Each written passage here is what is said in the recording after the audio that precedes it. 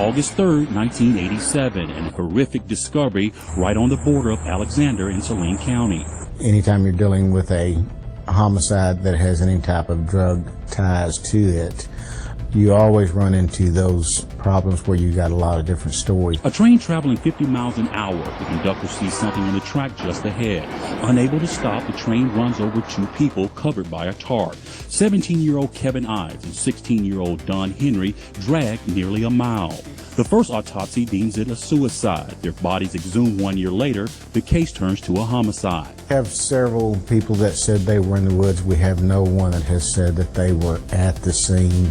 Lieutenant Mike Frost, head of Saline County's Criminal Investigation Division, now leads the investigation. There are not a whole lot of leads, new leads that come in. I do not have a detective assigned to the case. I'm the one who goes through the case. I've been through the case files and try to follow up on things that I can find in the case file from that time frame. Lieutenant Frost says the case has been met with numerous challenges. He says the biggest, perhaps, speculation. It really makes it difficult to get a handle on exactly what happened on the case. On top of speculation are claims of a government cover-up.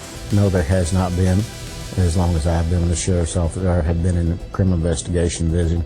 Some suggest the boys saw an aircraft drop of money and drugs tied to an alleged drug ring based out of Mena involving government officials. There's nothing that I can see that has tied Mena to this case. That's not saying that it wasn't. Key evidence, crucial, like crime scene pictures and the entire grand jury testimony, all missing from the file. Also, he says several potential witnesses are now deceased. So many of the people who were as witnesses have since passed. And like I say, a lot of people were murdered, which they may have been.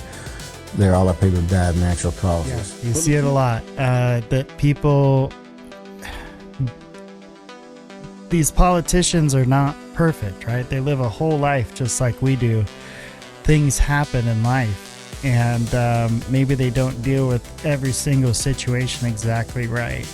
And then that can get thrown in their face in very exploitative ways when they're trying to run for office and they're just trying to do good for the community around them. It's really a shame. All right. There's a Clinton. There's a Hillary Clinton behind the bushes. Oh, dude, she's got the antenna on her back. I don't know what it's for. I just keep hearing space noises coming out of the fucking thing. She's playing a theremin at the moment. This is real strange, you guys. She has a list and Very she's weird. checking twice. She's pointing at me. She's pointing at the list. We haven't even gotten to them yet. What would happen is they would come in, a Republican member of the House or member of the Senate would get on the platform. They would talk about how Hillary and Bill were the most evil person for 6 of their 7 minutes, and then use that 7th minute to ask a question like, do you like bingo? You know, because the whole point is to get on camera saying the worst things you can about that person. That's what kind of got him in the hot seat with Lewinsky. His refusal to say anything about it, and then when he did finally say something about it, it got him in hot water because it might not have been the whole truth, right? Or clearly it wasn't the whole truth. And here they are again saying, we're not going to talk about this Epstein thing. Now do they finally give way to this, go in, testify, and shoot themselves in the foot this time too? Who knows? Do you think that men can get pregnant? I mean, I do take care of patients with different identities. I take care of many women. I take care of people with different identities. Can men get pregnant? Again, the reason I paused there is I'm not really sure what the goal of the question is. The goal is just to establish a biological reality. Can men get pregnant? I take care of people with many identities, but Can men get pregnant? Many women that can get pregnant. I do take care of people that don't identify as women. That Can men get pregnant? Again, as I'm saying, Let me just remind you what you testified to a moment ago. Science and evidence should control, not politics. So, can men get pregnant? You're a doctor, I think. Science and evidence should guide medicine. Do science and evidence tell us that men can get pregnant? Biological men, can they get pregnant? I also think yes/no questions like this are a political tool. You're a doctor, and you follow the science and the evidence. So I just want to know, based on the science, can men get pregnant? That's a yes or no question. It really is, I think. I think you're trying to reduce the complexity of a lot. I'm not. I'm trying to get, it's not complex. As a medical professional and as a scientist, can men get pregnant? I think you're also conflating This is male extraordinary. and female with. No, I'm not conflating male and female. They're two different things. There's biological men and there's biological women. And I want to know, can men get pregnant? What you were talking about is biological. You're not going to answer my question, it sounds like. Biological males. This isn't hard, doctor. Can men get pregnant? Yes or no? I would be more than happy to have a conversation with you that is not coming from a place of trying to be polarized and. Biological men don't get pregnant. There's a difference between biological men and biological women. I don't know how we can take you seriously and your claims to be a person of science if you won't level with this on this basic issue. I thought we were past all of this, frankly. I can't believe we're still here talking about this. I am a person of science, and I'm also someone here who's here to represent the complex experiences of my patients, and I don't think polarized language or questions serve that goal. I don't think they serve the American people. It is not polarizing to say that there is a scientific difference between men and women, and I want this to be clear and for the record. It is not polarizing to say that women are a biological reality and should be treated and protected as such. That is not polarizing, that is truth. It is also, by the way, the United States Constitution, which offers unique protections to women in a variety of circumstances as women. And your refusal to recognize women as women and men as men is deeply corrosive to science, to public trust, and yes, to constitutional protections for women as women. Former Secretary of State Hillary Clinton joined her husband in defying a bipartisan lawful congressional subpoena to show up today.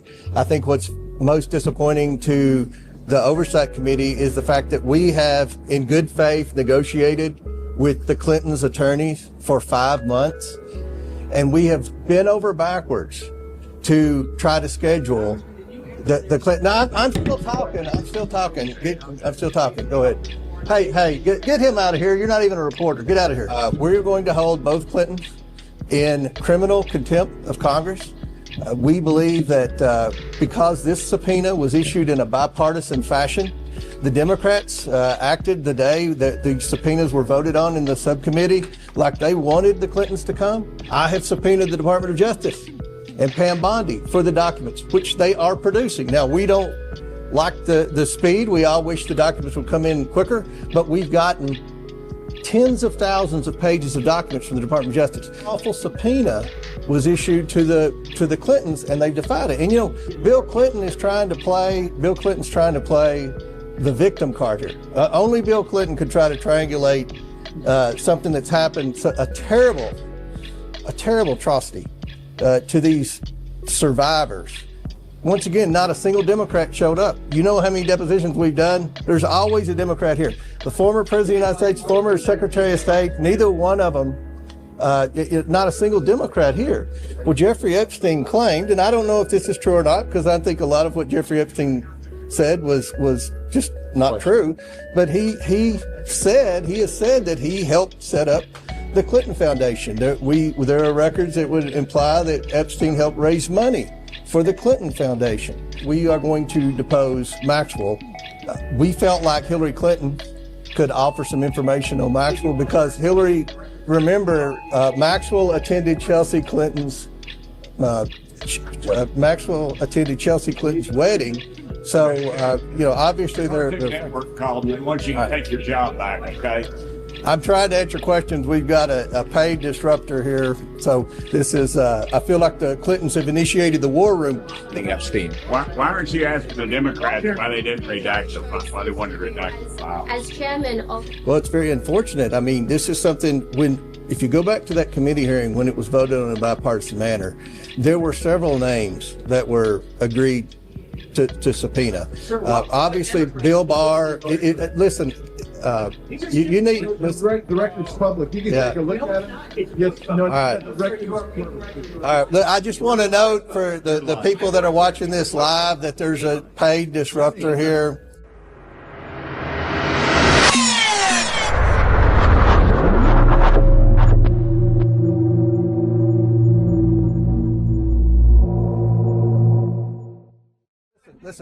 I can't answer questions with this guy. Is that Matt Laszlo? No, I'm not answering this question. So, I thought it was Science Mob for a minute there, to be honest. Anybody up here? The paid disruptor here. Before your committee in an open setting. Would you be willing to do that? I think that's something we can talk about. But you remember, Hunter Biden said that, and he never did show. So I think that, Hunter Biden lied. Trying to stall. Oh, yeah. I don't know about that. Something else We're gonna will fact happen. check that one. No. To turn the attention off of the Clintons, which I think is very unfortunate because a week ago the Democrats on the Oversight Committee wanted to hear from the Clintons. They wanted to hear from everyone. Well, that's an allegation, right? Obviously, they didn't show up today. They're only interested in this subject when it doesn't involve victims and it doesn't involve the political operatives in their party. That's the only time they're interested. When it involves the Clintons or victims, obviously, they're actually not interested, unfortunately. Yeah, that or the Democrats and they knew they weren't going to show up. I don't know. Call me crazy. There's a memo going around. Says, don't waste your time. They might not. Democrats. They might not have CC'd the Republicans on that one. Oh man, I could have told you that they weren't going to show up. Probably because they didn't show up to the last 30 of them. Democrats saw the writing on the fucking wall there. Oh, I love it, Steve Burchett back there with his Carhartt costume. So good. Oh man, what about that doctor? He just one of them common man down there from Virginia. Is that where he's from? Virginia? Yeah. Good old boys. What is them UAP things? Look, I think there's some real things flying around out there, but I think they're also demons. They're not angels, I'll tell you that. They are not. I'll tell you that. Angels would ask me if I wanted a glass of milk or something.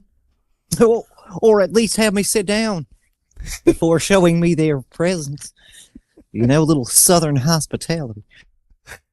Oh, good. That's right. I'm supposed to host this thing. Welcome, everyone. We're just having some late night fun here. Yes, Mr. Flak Magnet has stumbled upon a rabbit hole and shared it with me. And I thought it was very interesting because it's one that, I was raised in Portland, Oregon, and we sometimes now call Oregon or the state of Portland because it literally the city is super blue. And it really shows even in the education you receive. And so I never, the Clintons, as I was growing up, were like the greatest thing since sliced bread, right? And anybody talking bad about them, like the Monica Lewinsky thing, all the other stuff, it was just hatred because things were going so well for them. And the Republicans didn't want things to go so well for them. They kind of rode that internet bubble into success, so on and so forth. But it turns out, if you really look into the Clintons' history, there's some crazy shit. Some batshit things. And I'm from New York, man. Very, very similar vibes out there. They've gotten a lot crazier.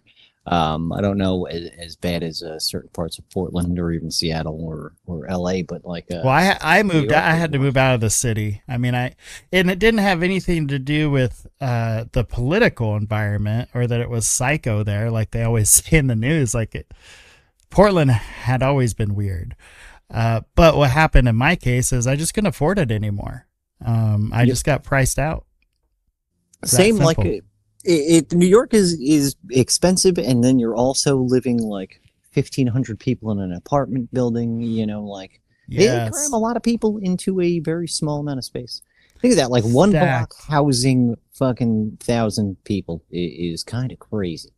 It didn't work in communist Russia during the brutalist period. Well, and I'll tell you what scares me whenever I think about stuff like that are some of these fires that happen, like the ones that just happened in China, right? They had that scaffolding on it because they were repairing it, and then poof, before they know it, 5 giant towers are just completely up in flames.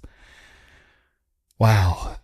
That's That's Yeah, terrifying. It's nuts though. But like, I go into immediate OSHA mode. I'm like, yeah, well, what were the regulations? How is things being handled over there? Right. You know, did they have enough hard hats on? Because even in oh man, all over the U.S. there's unsafe work sites where shit goes fucking crazy. Like the oil rigs, like that's another rabbit hole we can go down one day. Maybe the creatures that they see, but just the unsafe conditions and the fact that they are like its own sovereign country at points, like in the ocean, where like there's technically no law they can call other than maybe a Coast Guard or what kind of international police? These oil refineries off the coasts. Yeah, like where BP had the big one that spilled, and I was pretty upset about that, and kind of annoyed everyone in my family to avoid BP. Pretty crazy. Probably like 10 years, dude. It's not good. And then everyone forgot about it or didn't care. That was the response that I got anyway. I think what it is we keep having to drive to work. You know, and that's, I think, the case with so many things. Like, as an American, you want to take a stand, but we're just so busy and worried about keeping food on the table and everything else, and the anxiety over losing that consumes the extra time we have. So yeah, we just don't do things like some other countries do, like walkouts and, you know, strikes on some kind of countrywide level. It's interesting. It's messed up though, because then, like, you know what happens? BP goes, you know what we're gonna do? We're gonna lower our gas, and then everyone else in turn goes, "Now we'll raise ours a little bit to help you out. You know, we're not gonna give you anything under the table or over the table, but we'll slide some customers your way with some cheap gasoline for a little while." And you can't blame people for having to buy cheap gas. You know? Oh no way, not at all. I can't. That's the burden, you know. Probably over 1,000 times in my life, I've put $10 or less in my car. So I know the deal. I miss when cars were light enough to push, dude. Like, well, all right, maybe call it that, or call it a flighty checking the gas gauge. But there have been many times where I've been in the same position where, like, at least it was a compact enough car where, like, you and a friend can, like, push it to the gas station, you know, like. But one time I had just gotten out of either the Holland Tunnel or the Lincoln Tunnel, and I was, like, blocking traffic. We were running on fumes getting through, and we just got out. And cops came, and they were like, "Hey, what the hell are you doing? You're blocking." They were about to write us like 30 tickets, and I was like, "Please look, the gas thing is flashing at me. It will not move." And he goes, "I'll help you push it out of the way." You know, so he actually kind of helped me. And then we wound up getting it over to the gas station like 2 blocks away. And now the problem was I had like $5 on me. And like, this is a snooty Manhattan gas station that like had a minimum snooty to Manhattan buy. Gas yeah, station. They had a minimum to buy, if I can recall, or something silly where like they gave me shit and I was like $1 short, so I had to sift through the car looking for enough fucking gas to, you know what it was? And maybe it wasn't even that, like probably $6 at that gas station would have got me back to Queens, you know, but like, I don't know. I just remember I was in that situation, sifting for change in the fucking seats. And I had like, this was at a time where change could save you in those situations. You didn't need to get a second loan on your house. Oh God. So Steve says the Mensa case used to be his favorite Clinton conspiracy. Oh, is it Mensa or Mena? Because Mena, Arkansas, I think he meant Mena, because that's what I was looking. That's the airport, right? The Mena airport. Yeah. I believe it's also that the whole town was kind of the whole town. Okay, yeah. So why does the Mena airport keep coming up in intelligence drug trafficking research? Barry Seal. He's the most famous example of where that kind of ties in. Like if you look into because the movie will give you a rough idea of what the CIA was doing with cocaine drug running. Where he was an informant, right? A DEA informant? No, he was a military pilot, and like I mean, like dude, So he was good enough. Like this guy's kind of badass, right? So he's good enough. Does a fucking ton of tours. I believe it was to Vietnam, where like he had done his duty. Like they told him, they were like, you've done your duty. And he was like, I'm still cool to go out. Like you can still send me out, because like his planes were getting shot to shit. Like he was doing intelligence runs, you know. So he was getting shot to shit and still making it back with like one fucking wing and things like that. It was like a well, that doesn't sound like he's doing very good. That's great if that's your job. You know what I mean? Like they were sending him on suicide shot up. missions. Yeah. Like he was a Flak Magnet of his own right. Like they would Like, send him out on intelligence runs. Wouldn't the good spies not get the jet shot up? Yeah, the really good spies. This guy was just a good spy. All right. He's just We'll a- cut he's him a some good old slack boy spy. because. Yeah. Okay, gotcha. Okay, carry on, sir. So eventually he starts, because now this is the thing too. He doesn't really in the movie go into the CIA intelligence runs that much, but he ran a lot of intelligence for the CIA. They gave him a plane. Okay. They gave him a hangar in an airport. Then they gave him an airport after a certain. Is this thing the like a guy private airport. Tom Cruise was playing in Yes, the movie? sir. That's Okay, him. well now that's all you had to say. Now I know exactly who you're talking about. But he was ultimately an informant for the DEA. Yeah, at the end of the day, he became one because he was tired of the CIA. The CIA, But I would get in it. shit Yes, and he run was- and hide, you know. So He was known for being the crazy pilot that delivered a lot of stuff. When I was kind of looking into this, I heard a story about how he would go up with a buddy. They'd like flick off a transponder, tell the FAA they were doing something. The other one would dip down, flip on his transponder. He would make his drop, come back up, and they would switch to like throw the FAA out. They're So crazy, the stuff these guys would do.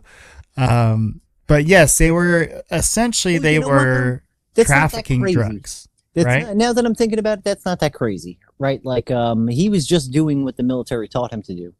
Yeah. You know, like fly low enough in enemy territory to evade radar. How and to stuff like how to that. stay off the radar, how to get below the radar, like all stuff that I'm sure, you're exactly right, received training for in the military. Now this is the thing that he was especially good at, right? Like, was figuring out the plane mission ratio to like how much gas you would need, you know, how much weight you'd be able to lift upon takeoff, because you got to remember, like, all those things come to account, especially with a plane.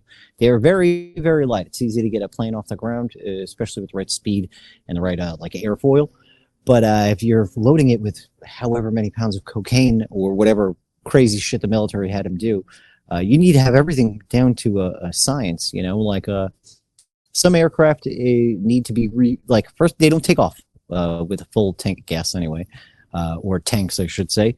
They have to be refueled after takeoff because they wouldn't be able to get in the air with the full amount of gas in them, or jet fuel, I should say.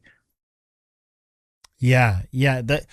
The whole thing is a little crazy because I do recall researching and looking into the entire thing, right? Like the entire episode. I think like probably a lot of folks have, because it's crazy to think that we had this group in the CIA that was working with this rogue president.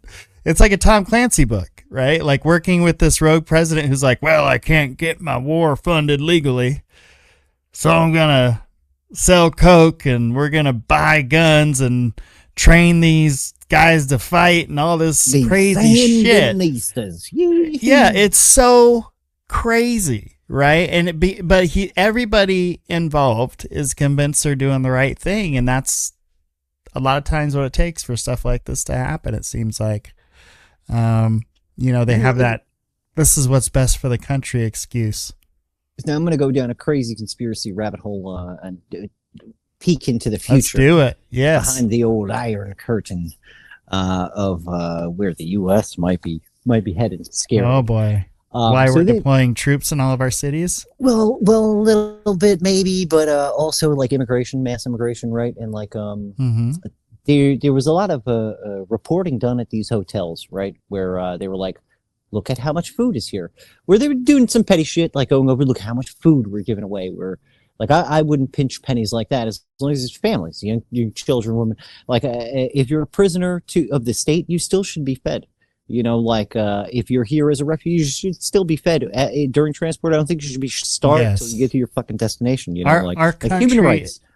Look, there are countries that treat their prisoners worse, but we definitely do not treat our prisoners the best. That's for sure.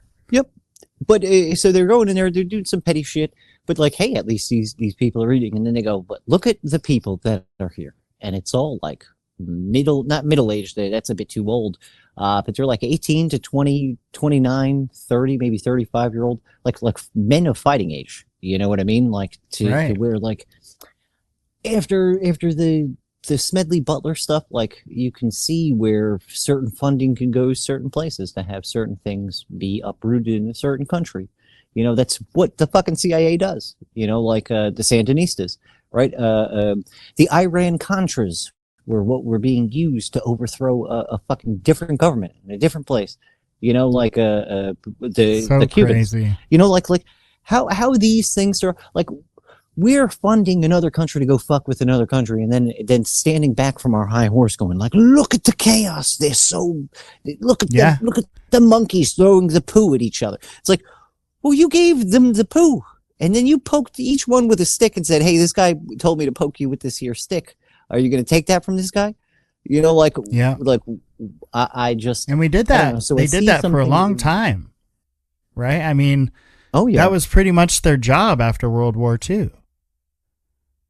Like that was their job to that dips a bit into Aquino, right? Like that's kind of Aquino's bag, right? And I told you before we popped on here, like I did a deep dive into him, and I found out that he definitely has ties to CIA.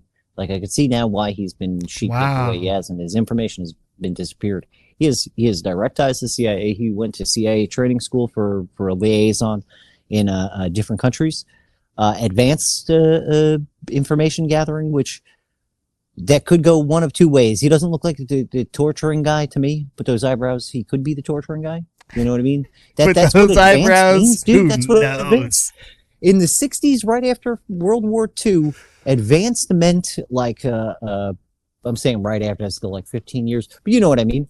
Like, because this is during the Pacific Wars, when we were invading islands and doing wild shit to test out our nuclear capabilities and stuff. So this is around that time. So we were doing very weird things and things that weren't exactly illegal at the time that became illegal. And then, like, just imagine how bad it would have had to been right after World War II to where we are today, what's considered a war crime and what Lou Elizondo is alleged to supposedly have done at Guantanamo Bay with his psychic shit. You know what I mean? Like, yeah. Just one side of the scale, I imagine what they were doing in the 60s was probably way worse. But he was getting trained by the CIA to do such. So apparently, yeah. That's pretty shocking, right? Like the CIA would train somebody to be a psychic. All right, so I got another document that was going over. It was like that type of stuff in the 80s, right? So like this is after a couple of programs, I guess, had been going on through MK Ultra and Mockingbird, like all the other MK Ultra alikes, to where in the 80s there were people writing papers within the military just talking about psionic abilities, and even if you don't believe this, they're saying this. Sounds familiar. Especially to the atheists in the room. This is what the paper is saying, like, hey, you atheists, you're the easier ones because you don't have locked in like a preset notions to how things work in the afterlife. So like you should be paying attention to this because transcendence is mental, not anything else. And it kind of ties into the shit that some of the Freemason stuff talks about, is like a God is within you, you become the God, hence you start your own religion after a certain point within somebody's secret society. You know what else talks about that? Ooh, the what? Bhagavad Gita. It's growing weird up because- Christian. The first time I read the Bhagavad Gita, I was tripping. I was like, "This is blasphemous!" Like, God is all of us. What are you talking about? We didn't know I mean, I didn't go out there and say that to anybody, but I remember reading it, being shocked. Like, wow, they actually believe this stuff. It was so shocking to me, being raised in that Judeo-Christian, atmosphere. Believing something like that was crazy. Because you lived in a city, I lived in a city, right? So it's a bit different than suburbia, you've got a lot more people in New York. There's a lot of homeless, like I'm sure crazy things happen all the time, right? And so now in Queens, not so much. Queens is kind of all right. There's wild shit that happens, but a lot less than if you go to Manhattan. Like every 13 minutes, something fucking insane happens. I'm sure. So I would always be pulling my mom's coattail going like, what is this? Jesus wouldn't like this.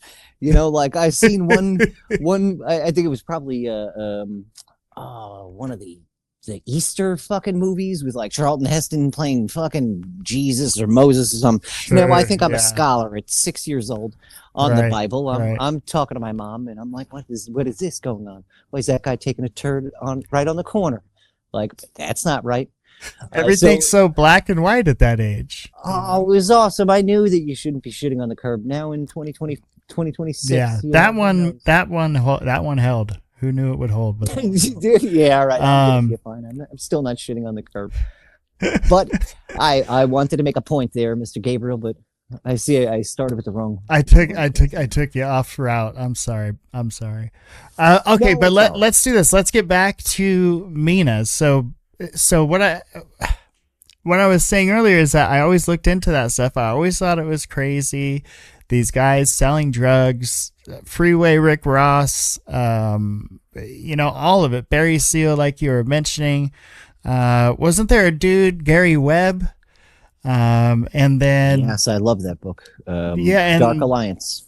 Yes, that's right. Okay, he was the author. And then John Kerry headed up like the major investigation to it, and that's where we got the evidence where like people couldn't say this isn't a conspiracy theory anymore. Like this shit happened. But that's so weird, right? Because that was Bush and Kerry both were skull and bonesmen at Yale. Specifically at Yale, same exact fraternity. So like that was a whole dog and pony show in my opinion. Even though it did get some results, like we got some stuff out of that. But that's the thing. Did Reagan? Did anybody really face any repercussions from that? Nah, not really. Not at all. It maybe some scorn from the public, which that should be the worst thing. Like you fear is scorn from the public. But these guys are so well insulated. They don't give a shit about scorn from the public. They think the public's dumb. Yeah. Bill Gates is finding out the hard way though. That the internet is pretty mean nowadays, and he lives on the internet because when he goes outside, he eats his hot dogs. It's too weird. People stare. It's a sunburn really easy, Oh man, can you imagine the bowl cut fucking silhouette of his sunburn? That'd be so just awesome. Wearing his New Balance jumpsuit. Anyway, so all that stuff's going on, but I wasn't thinking about distributors in Arkansas. Like we hear the Rick Ross story. Yeah, you touched on Rick Ross, right? Like that's this is where it all gets real dirty, is the Rick Ross situation, right? Because that's domestic. That's not only are they just they're being the middlemen. I could understand that you need a paycheck to come from somewhere, and this is before the Pentagon and all that figured out a real good way to steal you a shit ton of money, right? Because they're still doing it though. Like I don't want to act like they're not still doing it. They're still doing it, and you're getting a shit ton of money from the fucking Pentagon. So like I don't know, man. It's when you are being the middleman, and then you're also like hand delivering it to children. Because that's kind of what Bush did. Like I don't know if you heard of that. He's giving a press conference at a school. Bush Senior, Junior, a middle Bush. Right, so this isn't baby Bush, fool me once, fool me twice. This is Poppy, right? But there's also an older Bush, so I don't want to get them confused. But he's Middlebush. Okay. Okay. So he's like, I could be getting this a bit off, right? But the gist of it is he's giving a press conference. He needs drugs to give out in this press conference. So he informs the Secret Service, hey, I need you to go around, find somebody sell drugs, bust them, and we're going to use that drug bust on the news. We're gonna zhuzh it up, make crack seem like a way bigger thing than it was at the time, because it wasn't that big. Not too many people knew about it. They needed a big story to scare the shit out of the public. This is before it gets crazy, right? Okay. Okay. So this is the thing. In DC, they get this kid who's in high school to go get crack. He's in high school. He doesn't know anybody that got any crack. And they want a whole ounce. So he goes and he gets lies, gets a fake thing. And first off, he didn't want to do it at first. They kind of coerced him into it. He still kind of backed out. And then they blackmailed him into doing it. He goes, does it. And then they arrest him and try to make it look like he's some big drug dealer. Turns out it was fake. God. He couldn't get that much. He couldn't get that much shit like that they wanted, and they pressured him into it, so he faked it, right? So it kind of blew up in his face. But that's an actual thing that happened. That reminds me of some of the crazy stories we would hear about White Boy Ricky. Some of the things that these cops would have him do was just absolutely ridiculous. Like, they were having him go on these drug runs and stings when he was 15 years old. Oh yeah, that's crazy. That's crazy. It's nuts. And it is so right, because the incentive is not on the veracity or the quality of the crime; it's on the quantity. You know, in New York anyway, and that's coming from like someone who has intimate knowledge that even my fucking granddad complained about that shit. You know what I mean? Yeah. As a fucking it's detective, a bit silly that someone with a certain weight of a drug gets more time than a school shooter. Like, that's just super weird. Yeah, dude, I don't understand, but it's, I don't know. We're working in a politics-based crime stats and politics-based, I guess, consequences, right? Like, as long as you're doing something within the purview of cool for social media, I guess you get less attention. Like graffiti, up until I would say COVID, was verboten in New York. Like, if you get caught doing a tag and you have multiple tags, the cops had everything that you had ever done in a binder, and they would show that to you upon your arrest, and they would go, "We are going to fuck you for every one of these things that you have done." And then they do. They bring that right to the judge. They build your case and they charge you. Yeah, but they charge you for everything, right? So now let's say it costs $1,000 to hire somebody to come and power wash your shit. You know, like as an adult, I now know how much this shit costs. Like about $1,000. Let's say it's really bad and they've got to come and do it a second time. Maybe $1,300 because they've already done most of the crazy work, right? They're now going to charge the city probably $5,000 to go do that for the city, right? So like these are just estimate numbers because this is all going to the judge so they can figure out how much you've ruined your community. So like if you're lucky, you've kept yourself pretty fucking under the radar. You change your name about 150 times, and you keep no evidence of yourself. You know, like social media came around and it fucking made every cop's job a little bit easier because everyone's filming themselves doing dumb shit. But like what you would then have is them bending your arm backwards and then charging you with every infraction. So if you can't pay that, that gets turned into community service, and then you're out cleaning your own thing for $10,000 that you're being. It's like an Ouroboros of you fucking yourself just to do silly shit in New York. Let alone if you're doing anything real, but you have I don't know, Wall Street as your area of fucking working. You usually get no trouble, no time. There was a graffiti artist called Dessa who got 10 years for doing graffiti in Rikers Island. 10 years in Rikers. That's no joke for doing artwork. You're right. It is like the way they decide to prosecute crime at times can be very politically motivated. you know, and we see that. Like, we see these people that come out with documentaries trying to prove that a certain prosecuted person is innocent. And because they've dropped this documentary, and because it's getting all this attention and people are calling their leadership and asking about it, they're looking at these cases again. The Memphis 3 is an example. Yeah, and Steve, we lost Flak. Steve makes a good point. Despite the harsh penalties, drug addiction and recidivism has only increased nearly tenfold. Exactly. We treat it like a crime, and that's what we have, is we have career criminals. And I think probably it should be treated as a medical issue, because it certainly seems to be a medical issue. Welcome back, Flak. Dude, there's a, all right. There's a Hillary Clinton behind the bushes, like 30 feet. They're probably hitting your stream with the DEW right now. Oh, dude, she's got an antenna on her back. I don't know what it's for. I just keep hearing space noises coming out of the fucking thing. She's playing a theremin at the moment. This is real strange, you guys. She has a list, and she's checking twice. She's pointing at me. She's pointing at the list. We haven't even gotten to them yet.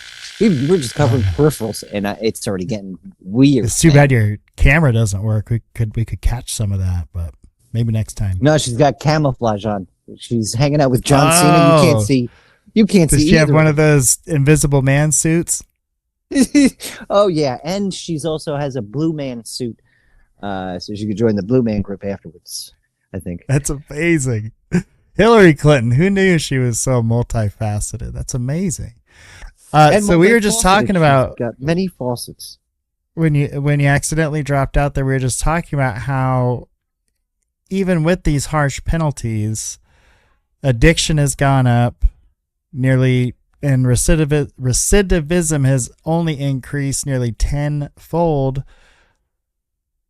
Clearly, it's not solving the problem. And did we lose you again? Nope, there he is. No. The rehabilitation is probably the issue. You know what I mean? Like throwing people into what I would consider a rape den. Probably not the best decision. Yeah, well, that's the point I was making as you're stepping back in, is like, we should probably be treating it as a medical problem, not as a criminal problem.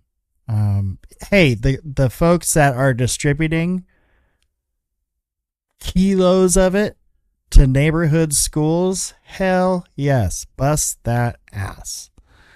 But the person that's addicted to it because, you know, they broke an ankle, got hooked on painkillers, and then the next thing they know, they're doing things they wouldn't normally do, and they're hooked on heroin.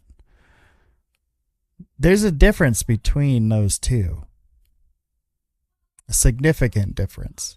Yeah, and I mean, just everyone, the worst of the worst, usually just gets lumped in with people who are in there for minor crimes. You know what I mean? Like, let's say you committed a crime, you've done your sentence, and now you're on probation, you fuck up probation because you can't get a proper job. I understand how shit gets, you know, like, I'm willing to cut slack, but like, you're thrown in there with people there for violent fucking offenses, you know, like, I don't know, into a system that's already set up to where, I don't know, a criminal racket is what you're walking into, essentially. Right. Yeah, absolutely. They're, you know, most people will say prison made them worse. It didn't rehabilitate them. There's a movie, Animal Factory. I don't know if you've seen it, but it kind of, it's Willem Dafoe and Edward Furlong. But it kind of shows that you get caught up for something silly, you get sent to big boy prison, and you're there with all the other big boys, and it's not fun. You know? Yeah, it's not fun. And speaking of big boy prison, somewhere Mr. Clinton never found himself. Yep. His brother also never found himself in prison either, because he got a presidential pardon, I believe. Or maybe he was governor when it happened. Now, what did his with a ton of cocaine? Okay, so it's for cocaine. Okay, yeah. And that kind of gets to this Mena connection, right? Where this was a hub for this drug, cocaine trafficking and distribution that the CIA was doing to fund the Sandinistas. The Mena airport was essentially one of the international airports for CIA drug running. Oh yeah. Now this is the ironic part about it, right? Like, so the thing about funding someone else to go fight your battle is they don't have the same muster that you have, or the same anger for the enemy that you have, if you have that anger. Right? The U.S. I don't even think really had that anger. We were just upset with I guess certain prices that we were getting things for. But yeah. So what happened was they funded someone else to go fight that war, and those someone else's didn't want to fight that war. So all the weapons that they had got, they just laundered in another way and got money back for that, kept some, I guess, but never did what the CIA intended with it. So the coup never worked, and also they I believe ratted them out to Cuba at the time. Yeah. And it's funny because even after an embarrassing international incident like the Bay of Pigs invasion, here we are again, this time presidentially authorized, fighting an illegal war. I just watched that Denzel Washington movie with oh man, I forgot his name, but American Gangster, right, where he's running heroin from yes, Oriental Triangle. Bumpy. Yeah. But he was getting cocaine through the military in Vietnam, like the ending of the war. They were shipping through there, yeah. Yeah, the army. So, they were definitely using the army as a distribution center. Now I wonder what ties that we didn't find out were there that maybe even because I forget who it was. Frank Lucas. There you go. Maybe Frank Lucas didn't even realize he was inadvertently moving things for the CIA in a way, right. Because we also found out that they're through that movie how corrupt the fucking Special Investigations Unit was when it came to drugs and that shit, with I forgot the other guy's name either, but a great movie, great cast, but like corruption everywhere. That was not a good time for the United States.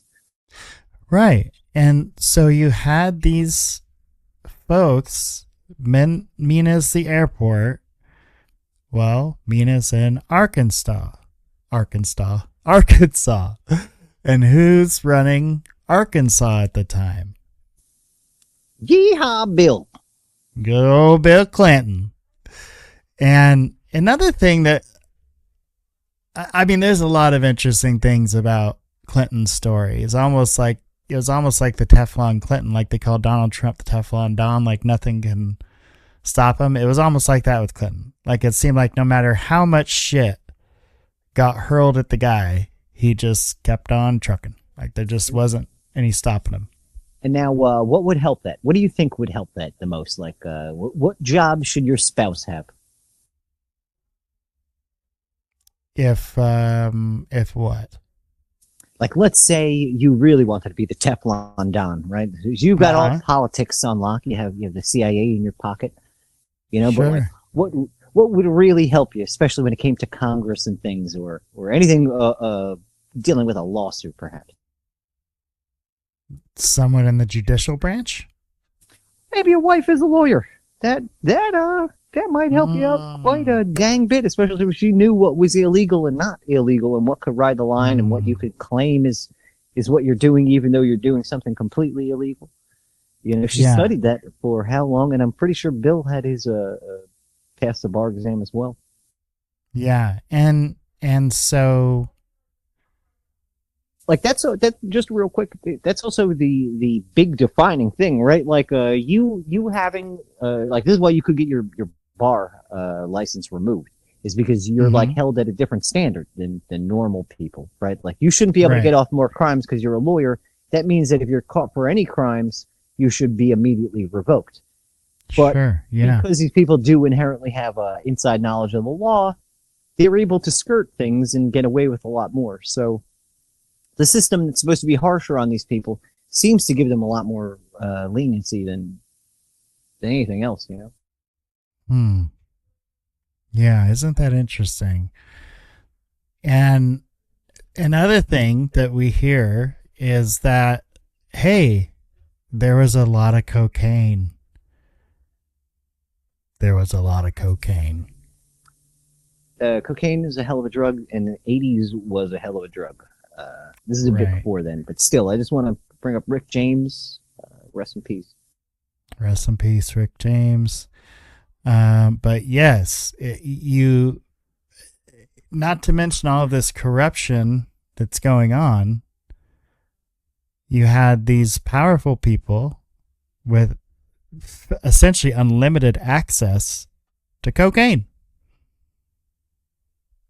So there's a few of them that got strung out and addicted pretty bad, wasn't there? Yes, I'm also reading the comments and finding exactly where in the timeline I am right now, which is way off the fucking timeline. But thank you for correcting me. You're fantastic with my stoned ramblings. You're good, buddy. You're good. I keep the notes up. Otherwise, I would lose my place for sure. Okay, so let's check out. This is the Mena connection. We'll check it out for a few minutes. I know you sent me the link to the Murder on the Tracks as well, and we're going to take a look at that one as well. Yeah, because that ties into like where people started to get into a bit of trouble and where certain things started getting brought to the media's attention outside of drugs. You know, this is a homicide investigation of two young children. People got murdered. Yes, it's not good. All right. So I'm just going to say right off the bat, amazing soundtrack. You can tell. I'm happy. On October the 7th, 1994, Sarah McClendon, the senior White House news correspondent who has covered 11 presidential administrations, beginning with that of Franklin Delano Roosevelt, demonstrated once again that she has the courage to ask the hardball questions other journalists only dare to She has the courage. As she confronted William Jefferson Clinton about the Central Intelligence Agency's involvement in nefarious activities. I love, too, that, like, the Star Wars subtitle lettering was probably, like, cutting edge when this came out. You know what I mean? They were like, we have to use this graphic. Like, everybody's, like, if you have this graphic, you are legit. George Lucas uses it. The man who was a co-conspirator in bypassing the Constitution of the United States of America. Sir, the Republicans are trying to blame you for the existence of a small air base at Mena, Arkansas. This base was set up by George Bush and Oliver North and the CIA to help the Iran-Contras, and they brought in plane load after plane load of cocaine there for sale in the United States. And then they took the money and bought weapons and took them back to the Contras, all of which was illegal, as you know, under the Bolin Act. But tell me, did they tell you that this had to be in existence because of national security?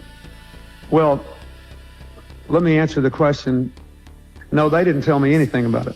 They didn't say anything to me about it.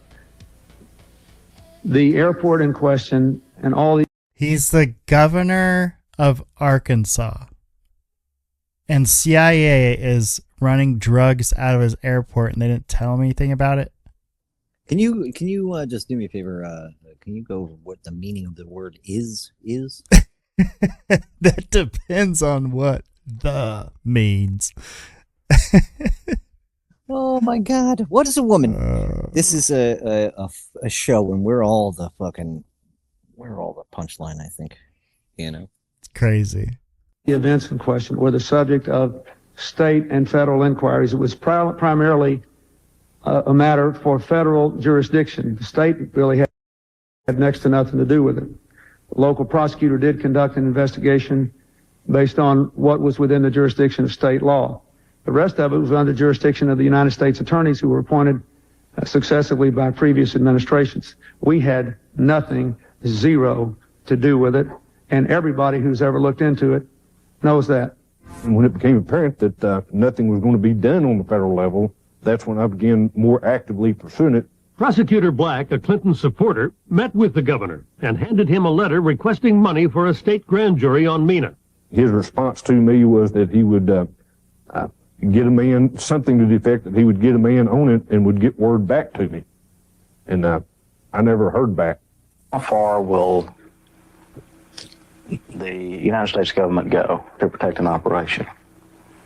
Will they kill a case? I think history has shown that that can happen. Did it happen? In my opinion, yes. The state, under Clinton's control, helped seal the fate of the Mena scandal by not funding a proper investigation. Even more shocking, when law enforcement failed to shield the citizens of Arkansas from the federal government's reckless disregard for the sovereignty of the state and its laws. A citizens group known as the Arkansas Committee gathered thousands of signatures and went directly to Clinton, demanding he lead the investigation. The results of the civilian effort? Continued lies, deceit, and cover-up.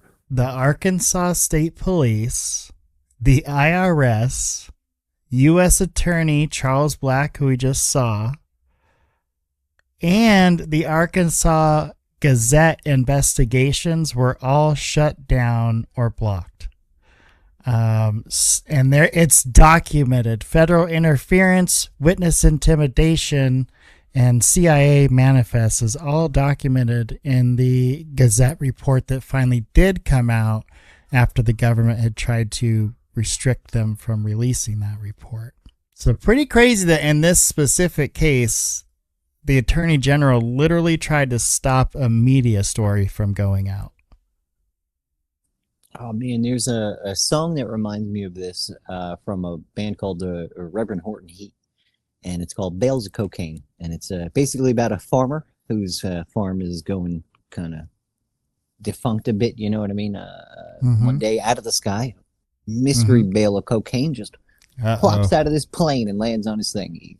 So the whole song is like, bales of cocaine. I don't know where they came from, but I love you just the same, you know, like, so he's basically like a cargo cult.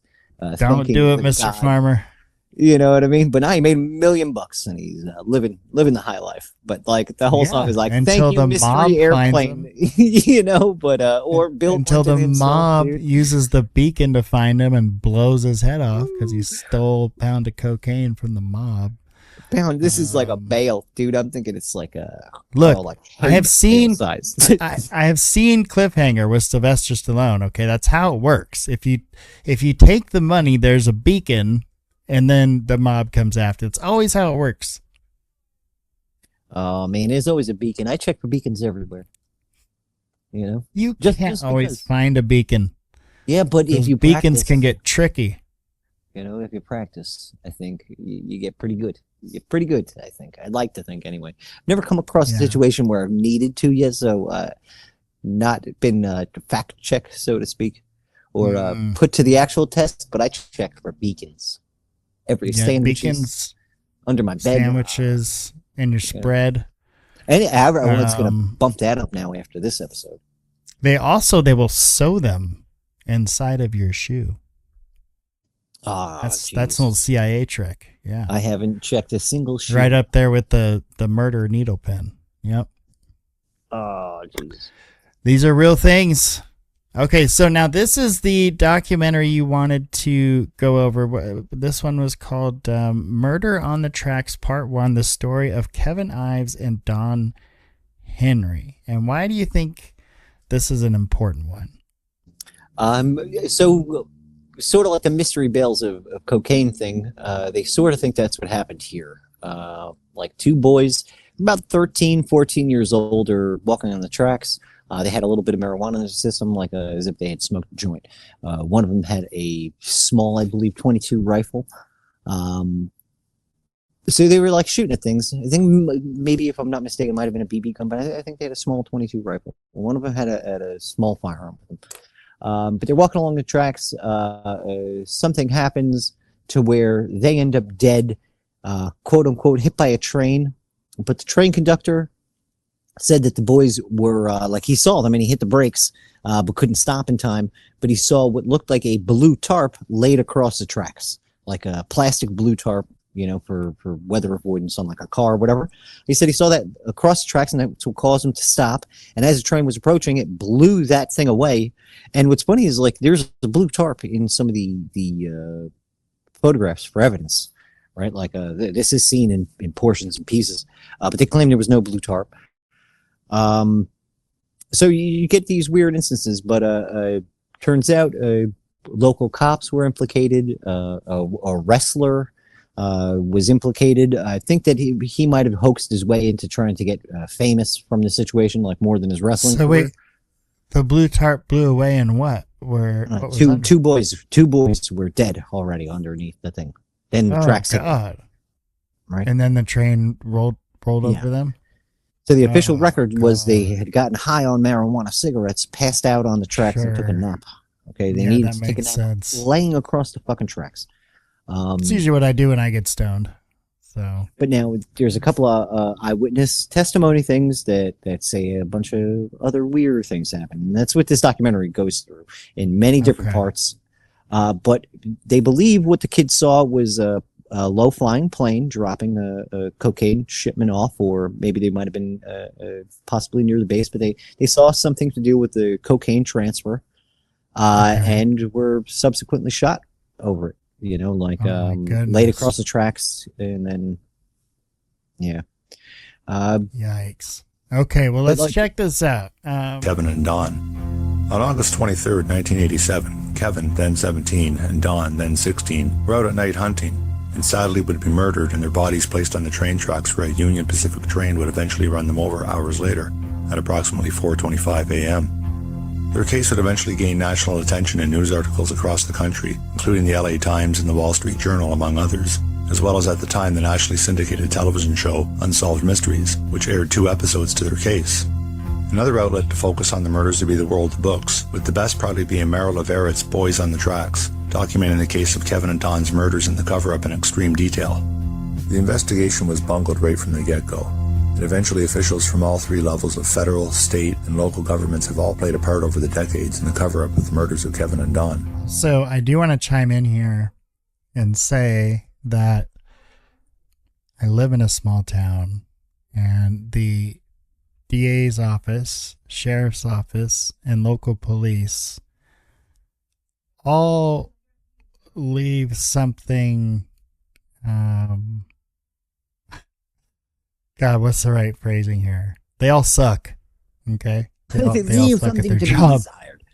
Yes. No, it's worse than that. They all suck at their job. And so that doesn't necessarily mean it's a conspiracy. It can also mean that you have incompetent people that don't know how to prosecute cases and gather evidence and stuff like that. Well, that's like the Cobain case, right? Like, all right, we just ignore all conspiracies. Like, they put a high-profile celebrity death on the hands of a bunch of new agents. Like, they were all new recruits and stuff. Like, I think everybody had been on the job. Like, not everybody, but like most of the people on the job were there like 6 months to a year and a half. Wow. Yeah, but not surprising. SOP. Yeah, you want people to get their training on the field, because that's where it's fun for you sitting in the office to read the paperwork about how many civilians were shot accidentally. The probable reason there has been no justice for Kevin and Don's murders is because of why they were murdered. Answering that question leads to even more crimes committed by government agencies. Kevin and Don were killed because they had stumbled onto a drug drop that hot summer night on the very same train tracks where their bodies would be later placed. We have multiple witness testimony to that. That drug drop was part of a secret operation first being run by the late infamous cocaine smuggler Barry Seal, and was one of the facets of the Iran-Contra operations that was never revealed to the American public. Can we just say how much he looks like Tom Cruise? That was a perfect investigation and perfect person to play him, was it not? It was basically a carbon copy. I mean, I think that guy is probably a little bit better looking than Tom Cruise. Definitely taller, we could say that.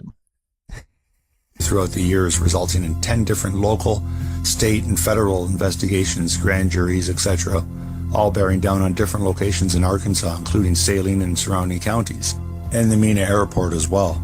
all being shut down before any final word would be allowed into the public record. Let's meet Fahmy Malik. He was the state medical examiner in Arkansas at the time of the boys' murders and did the autopsy. After the autopsy, Malik... Now you know what we call that. We call that a face for radio. Oh man, I was gonna say it, but I don't know if his mom loves him just because of the face. You know, like that's a tough one.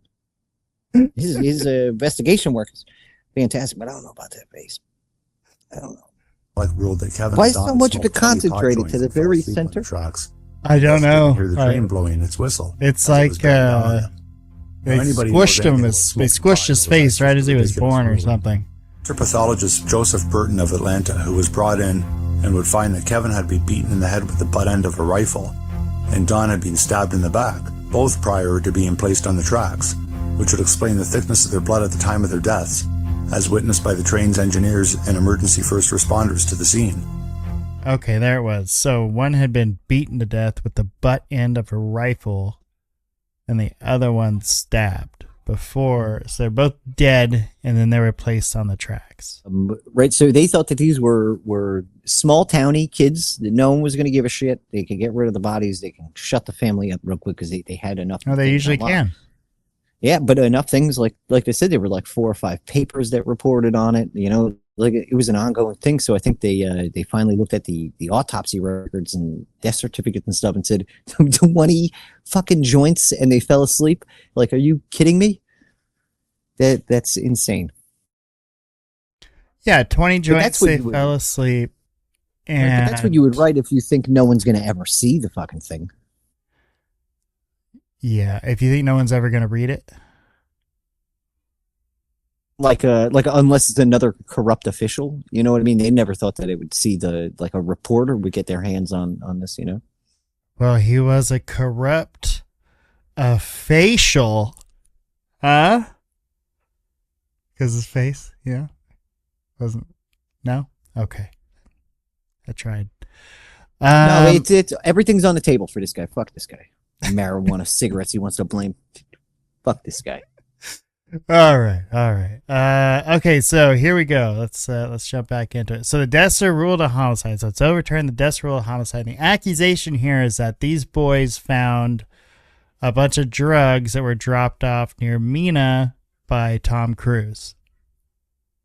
Yeah, it could have been like maybe they saw the plane flying real low, and then kind of like we're investigating it a little bit, and so people throwing the bales in their trunk or whatever, you know what I mean? Like, right. Like they stumbled onto something right around those tracks, though. But like their mom was like, they walk around the tracks all the time. You know, it's kind of what you do in a small town. You know, you walk along the tracks, you go through fucking rocks at cars and shit. You know, well, there was a couple girls that were just murdered walking down some train tracks, which was just awful.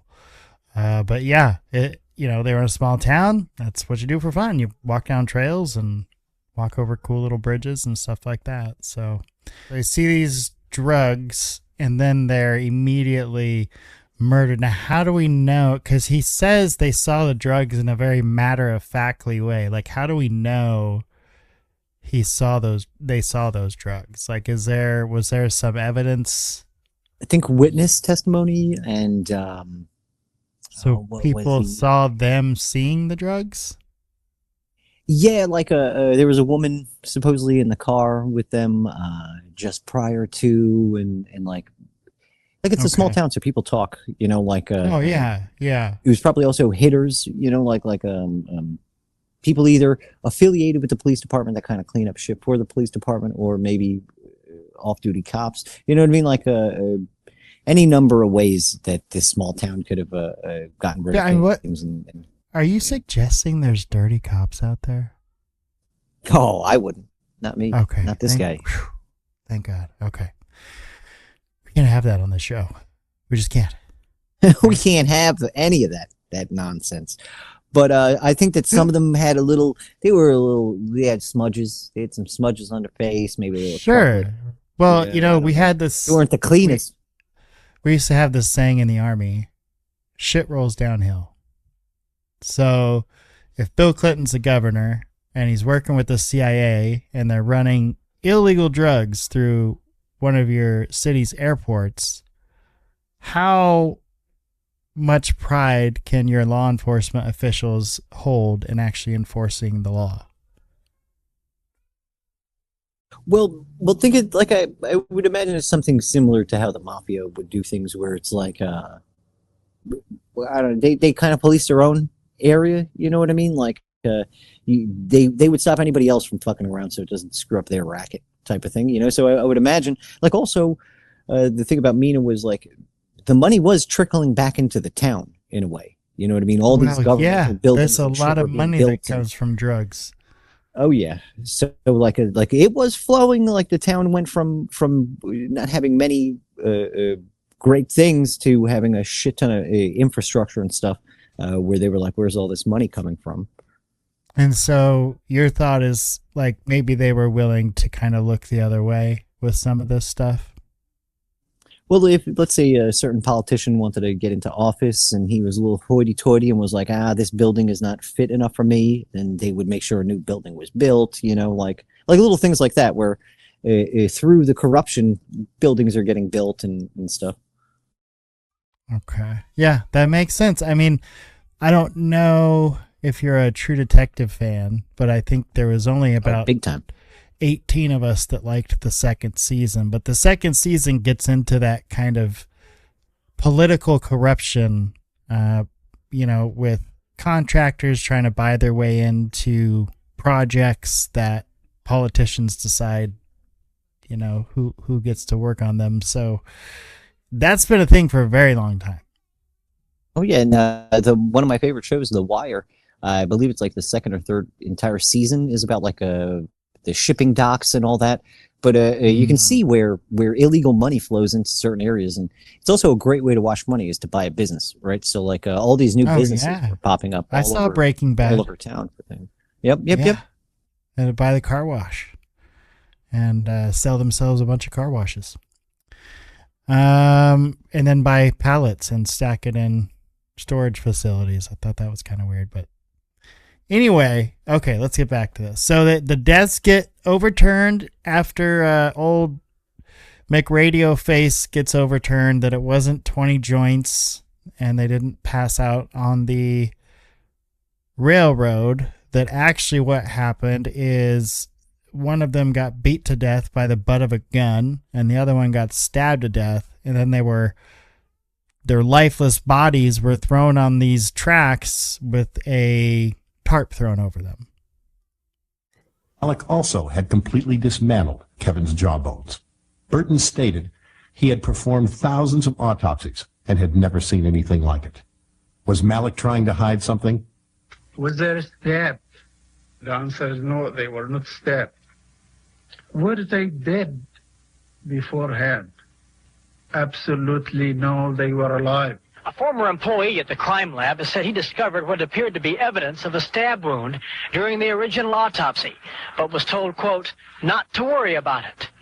Malik has refused all comment. The deaths of these two boys most probably were not accidental deaths, but that they met their death as a result of injuries inflicted. Stab wound? Don't worry about that. Wait, did anybody check, make sure that train wasn't carrying any knives? We've already got that ruled death by marijuana. Okay, this is gonna go in the record books. Anything about a stab, the train either, anything about a gun, I don't want to hear it.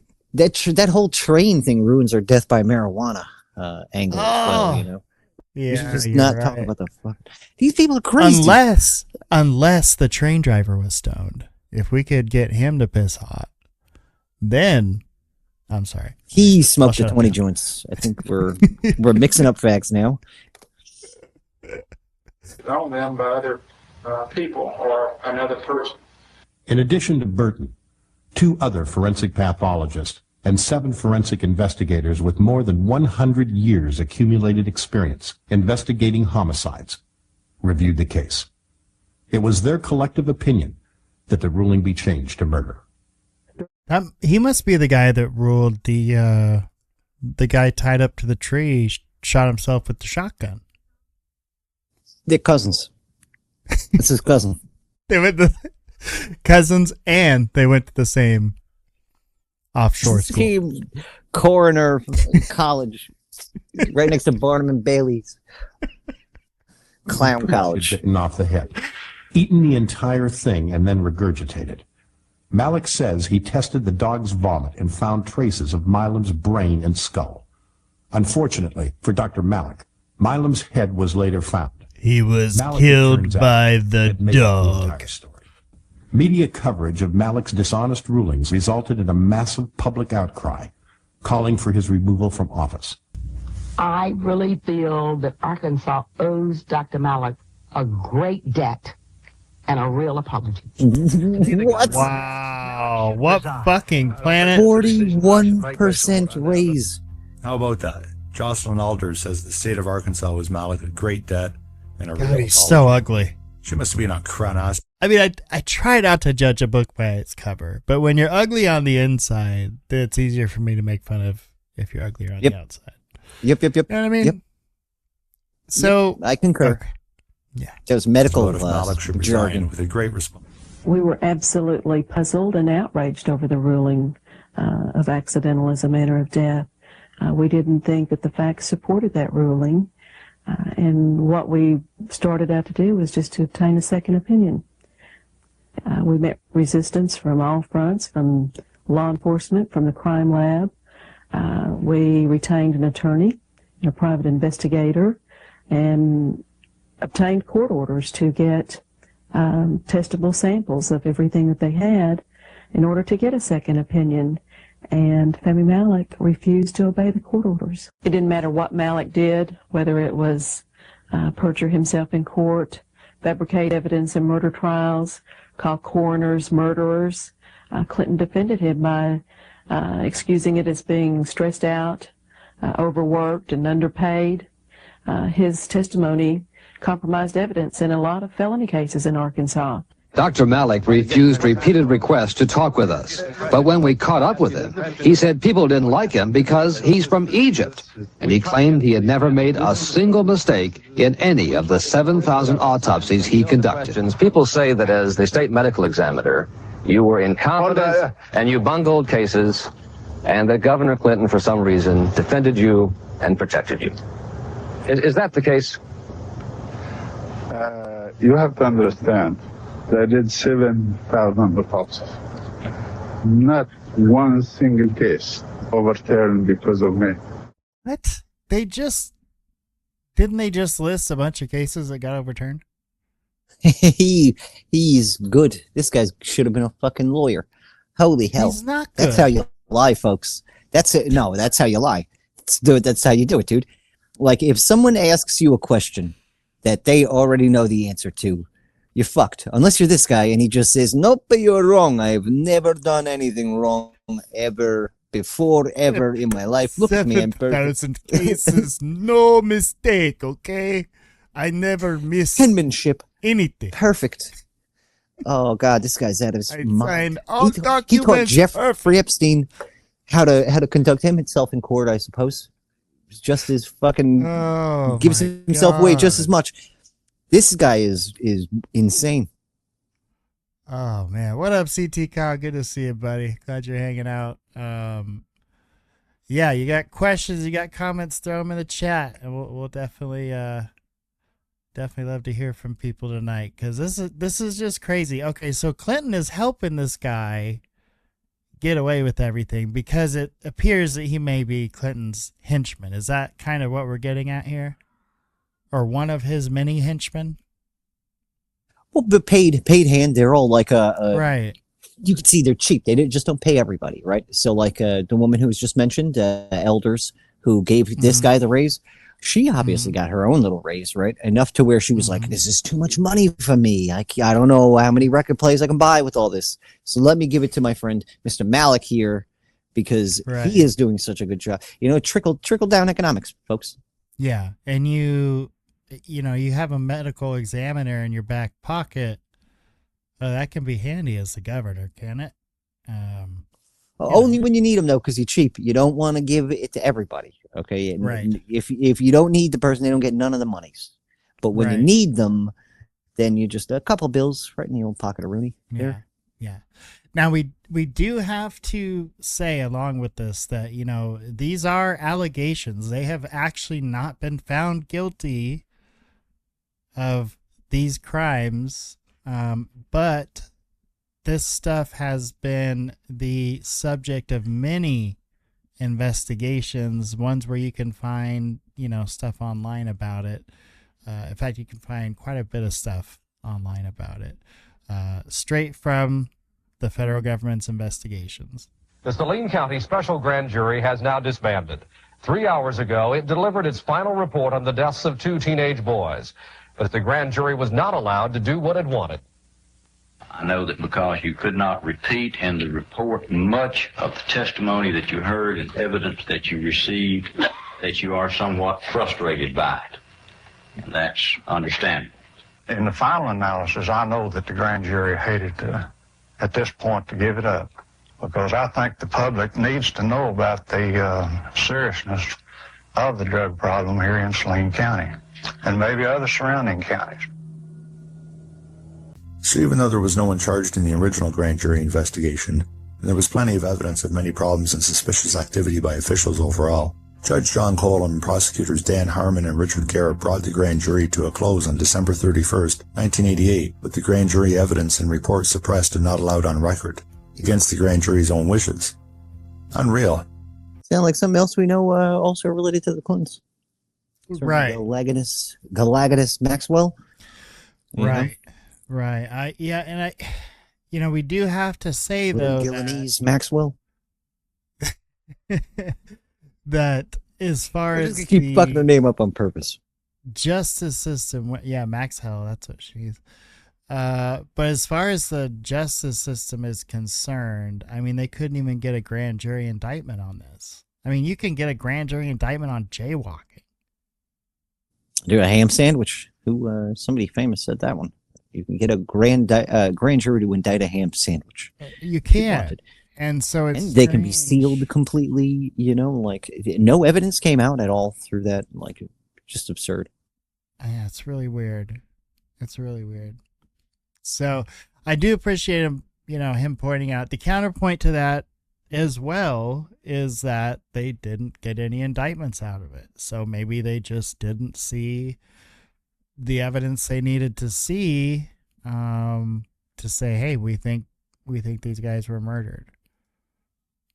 So just to bring it back to Smedley Butler's thing, so like the committee probably wasn't filled with bad apples. You know what I mean? There was probably only 3. The 2 biggest ones being the chair and the co-chair, which ran it, right?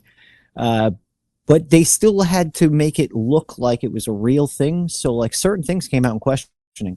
Like all the witnesses who were implicated by Smedley Butler were all called to the stand, and they all said no, none of those things happened. It was all a lie. The reason why they started questioning them, because these are friends of these people, by the way, that are questioning them. So through the questioning, they were asking about money amounts. Then he goes, "Oh well, I did have that amount of money." You know, well, I did have this amount of money. All the times that Smedley said that they had money, and Smedley had dollar amounts, like $18,000 in $1,000 bills. It's only 18 bills. You can count that, like just by seeing it. And if they're $1,000 bills, that's pretty recognizable. And then if a bank is giving you, like, let's say you bring in a bond that you want to cash or whatever, they're going to give you a receipt that says the denomination that the shit came out in. So these men denied it. They were told to bring in their paperwork to show what they did do with the money that they had, because no money went to anybody. Smedley was smart enough to go, I'm not taking your money, but come back next time. We'll talk about it again. And they would bring more money. But every time they took money out of the bank, because you have to think, they're going from Chicago to New York to Newark to this to that to then this guy's going from Paris to Germany. He's traveling all Europe to get the guy who's going to see Smedley. He's doing reconnaissance in Europe to see how well fascism is taking over, right? So he's bringing back this information to the bankers. The bankers are sending him to go speak to Smedley Butler about recruiting him to bring fascism here. So as they're going through this, they're asking them, okay, well, you didn't do this. You didn't ask him. You didn't show him any money at all. Okay, cool. Just bring your books in. Then they started interviewing the bank tellers, right? So now the bank tellers are like, oh yeah, no, he took this amount out. And yes, I remember because it was $18,000 bills that I gave him. It was all written down the exact time. So if Smedley Butler had been lying, how did he know all the dollar amounts? You know, each time he got bribed and stuff like that. So what turned out is a hogwash investigation. Eventually information came out, and it was still ruled that there was not enough to call it a conspiracy, but just enough to say, like, oh no, these fucking guys were planning something. But it was so big that we can't do anything about it because it'll not corrupt, but collapse the U.S. Like we were fresh on the heels of the Great Depression at the time, you know. Right. And that's what's pretty amazing is that the governor comes out of this and becomes president. Quieted down and snuck up a little bit closer to see what was going on, and there was 5 individuals standing on the tracks. One thing that struck my curiosity is at the time my mother was dating an attorney named Dan Harmon. I knew him well enough to recognize him. There were 2 more individuals that a few minutes after we got there were walking down the railroad tracks that had a rifle and what looked to be a flashlight. They were more or less kind of minding their own business. While my head was turned, I heard what sounded like a gunshot. Saw a flash, as you would expect with a gunshot at night. We were pretty much terrified and bolted and ran. Other witnesses corroborated that evidence. Both witnesses, independently of each other, who don't know each other, who both passed polygraphs, named Dan Harmon as being on the train tracks that night and involved in the murders of the boys. The people at the track that night, to my knowledge, were Dan Harmon, Keith McCaskill, Larry Rochelle. June of 1990, Dan Harmon became the district's prosecutor-elect. The first news conference or news interview that he gave, he used the entire interview to begin to discredit me. After working with the FBI for 18 months, beginning in March of 1995, of course now I realize what was the basis for Dan Harmon's viciousness against me and determination that I be not allowed to do my job. I now know that Dan Harmon was on the tracks with the boys the night that they were murdered. I look back on the chain of events and realize that I likely caused the shutdown of my own investigation. It's clear to me that the turning point was when I gave Chuck Banks the information developed by my task force that the boys were killed because they had stumbled upon a large shipment of drugs dropped from an airplane. In my heart, I feel that that was a red flag that caused Chuck Banks to close the investigation down before it led to Mena.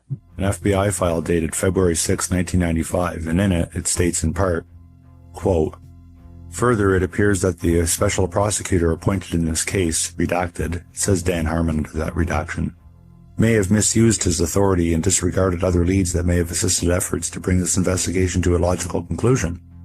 Lastly, it also appears that certain Saline County officials may have conspired to cover up the investigation in the deaths of Don Henry and Kevin Ives." End quote.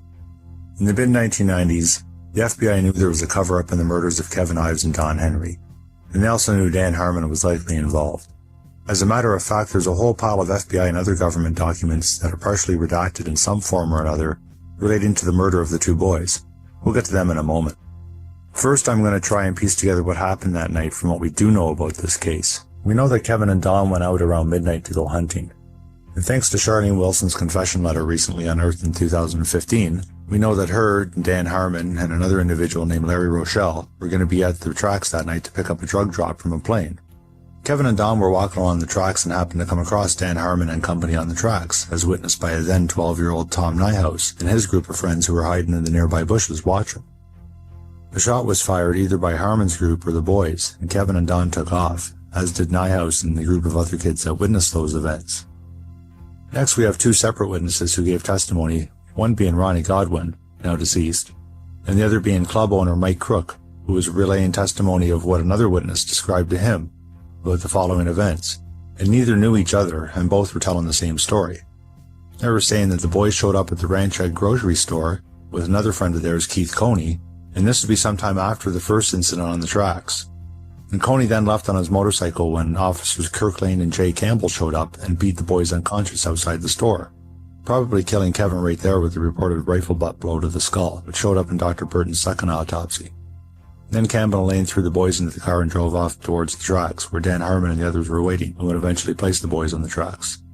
Wilson doesn't mention Campbell and Lane as being on the tracks in the confession letter, and it's possible that they were first tasked to find the boys after they took off from the tracks, and when Campbell and Lane found them at the Ranchite grocery store, and after beating them unconscious, they perhaps brought them back to the tracks where Harmon and the others were waiting, and they themselves left the scene, leaving Harmon and the others to place the boys on the tracks for the upcoming train. Also of note, as mentioned earlier, is that Keith Coney would soon be killed as well, one of the number of witnesses killed in the months and years following the murders of Kevin and Don. He was feared for his life, a couple of months before. He said a couple of times that he knew people, that he was being watched, and he was afraid. Mrs. Alexander says her son knew the two teenagers run over by the train, and she says he indicated to her he had been there when the boys had died, that he spotted two attackers. But he knew there was two there. I did try to get him to tell me who, and he was either afraid or didn't know. According to the FBI, law enforcement officials were indeed involved in the murders and cover-up of Kevin and Don. From this document, we can see that the, quote, investigation has revealed that law enforcement officials in the Little Rock area may have been involved in the captioned homicide, end quote. Here's a list of suspected officials we're not allowed to know about. It says, quote, law enforcement officials alleged to be involved in drug trafficking in Saline County include, end quote. August 3rd, 1987, and a horrific discovery right on the border of Alexander and Saline County. Anytime you're dealing with a homicide that has any type of drug ties to it, you always run into those problems where you got a lot of different stories. A train traveling 50 miles an hour. The conductor sees something on the track just ahead. Unable to stop, the train runs over two people covered by a tarp. 17-year-old Kevin Ives and 16-year-old Don Henry dragged nearly a mile. The first autopsy deems it a suicide. Their bodies exhumed 1 year later. The case turns to a homicide. We have several people that said they were in the woods. We have no one that has said that they were at the scene. Lieutenant Mike Frost, head of Saline County's Criminal Investigation Division, now leads the investigation. There are not a whole lot of leads, new leads that come in. I do not have a detective assigned to the case. I'm the one who goes through the case. I've been through the case files and try to follow up on things that I can find in the case file from that time frame. Lieutenant Frost says the case has been met with numerous challenges. He says the biggest, perhaps, speculation. It really makes it difficult to get a handle on exactly what happened on the case. On top of speculation are claims of a government cover-up. No, there has not been. As long as I've been in the sheriff's office, or have been in the criminal investigation division. Some suggest the boys saw an aircraft drop of money and drugs tied to an alleged drug ring based out of Mena involving government officials. There is nothing that I can see that has tied Mena to this case. That's not saying that it wasn't. Lieutenant Frost says witnesses withhold information out of fear for their lives. Key evidence, crucial, like crime scene pictures and the entire grand jury testimony, all missing from the file. Also, he says several potential witnesses are now deceased. So many of the people who were as witnesses have since passed. And like I say, a lot of people can say a lot of people were murdered, which they may have been. There are a lot of people who died of natural causes. But Lieutenant Frost maintains the case is solvable. It just takes finding the right person with the right information. When I know of one individual that I would love to be able to talk to that has been missing for many years, that very well may be tied into it, but he has never been found. Mechanic in Mena, Arkansas, he keeps his mouth shut. And so I gave him $10,000 and he flew away in my new airplane. A few days later, he called and said, come to my house. I went to his house and it was all tanked up. Wow. And that's when I told him, I've been stopping at, I'll hire you to fly and I'll give you $2,000 a kilo. I was getting $5. And so he was happy with it. And I said, but now we don't need this plane tanked. Well, first off, we did a few loads and he would fly down and meet me in Belize at a ranch I had, Orange Walk. And we would change the load over. But then it got dangerous. I figured, we got $15, $20 million worth of cocaine changing planes here. And I would go into Jamaica because I didn't mind flying that southern end, but I was scared to cross the U.S. border. I'm not scared, but I'd rather not, if I can hire it done. So, but then I told him, we can refuel in the military base in Nicaragua. Well, he just couldn't believe it. So that's the only time I really ever impressed him. I said, yeah, you can come out of Bolivia, out of Colombia, anywhere. And at that military base, no words, just come right in. They'll fuel you up, give you a steak and eggs, and polish your airplane, you'll be on your way. Really? Yeah. So Barry flew. And I mean, he would fly, but he wouldn't fly another until I paid him. So he did 500 kilos at the load, and so it was $1 million he made. And $1 million for one flight. Right. You were paying Barry. How much would you pay him on one trip? $2,000 a kilo. I paid $1 million a trip. So you'd give Barry $1 million cash. Yes. He would fly where? He would fly. He would fly out of wherever he wanted to, up in Arkansas or Louisiana. Come back, stop at Nicaragua, refuel, and come all the way on. He went to Mena, and this is what. So he had the $1 million in cash. Yeah, I'd give him $1 million every week. What would he do with that million once he landed there? I don't know. So that was just his. That wasn't for his cost to buy the cocaine or anything. No, I got paid $5,000 a kilo, so I got paid $2.5 million, and I gave him $1 million. Okay, but So wouldn't they have to give him all of the cash though? No, they didn't give him anything. Okay. All right, he would land in Mena, Arkansas. Okay. And then he would put it in 3 different cars. Yeah, we almost completed that other one. And then we watched Roger Reeves on Danny Jones talking about Barry and using Arkansas and how Barry felt like Arkansas was safe, that he had protection there. That he didn't feel like he got in some of their other places. Interesting. Oh, hell yeah, that's interesting. Yeah, so, and that was on the Concrete podcast. I was like, well, that's when Dan Jones still called it the Concrete podcast. It was a couple of years ago. But yeah, I thought that was really interesting. I'll have to get into that full interview sometime. So this is the Clinton cash that you sent me, and Carnage on Ice, again, that's the YouTube channel, y'all. Make sure you go there and subscribe if you're interested in this stuff. So this is all the stuff, right? It's even got a couple of bangers in the beginning of just Hillary being a fucking maniac. This is a good name for it. This is the decades of documenteering, and he calls it documenteering, I guess, because he says, I'm volunteering my time to making this. So instead of calling it documenting, he calls it documenteering. Is that right? Yeah, I would also call it that because it's more letters. So immediately more gravitas. Right. But the thing is, you're going to have problems with your search engines because nobody searches documenteering.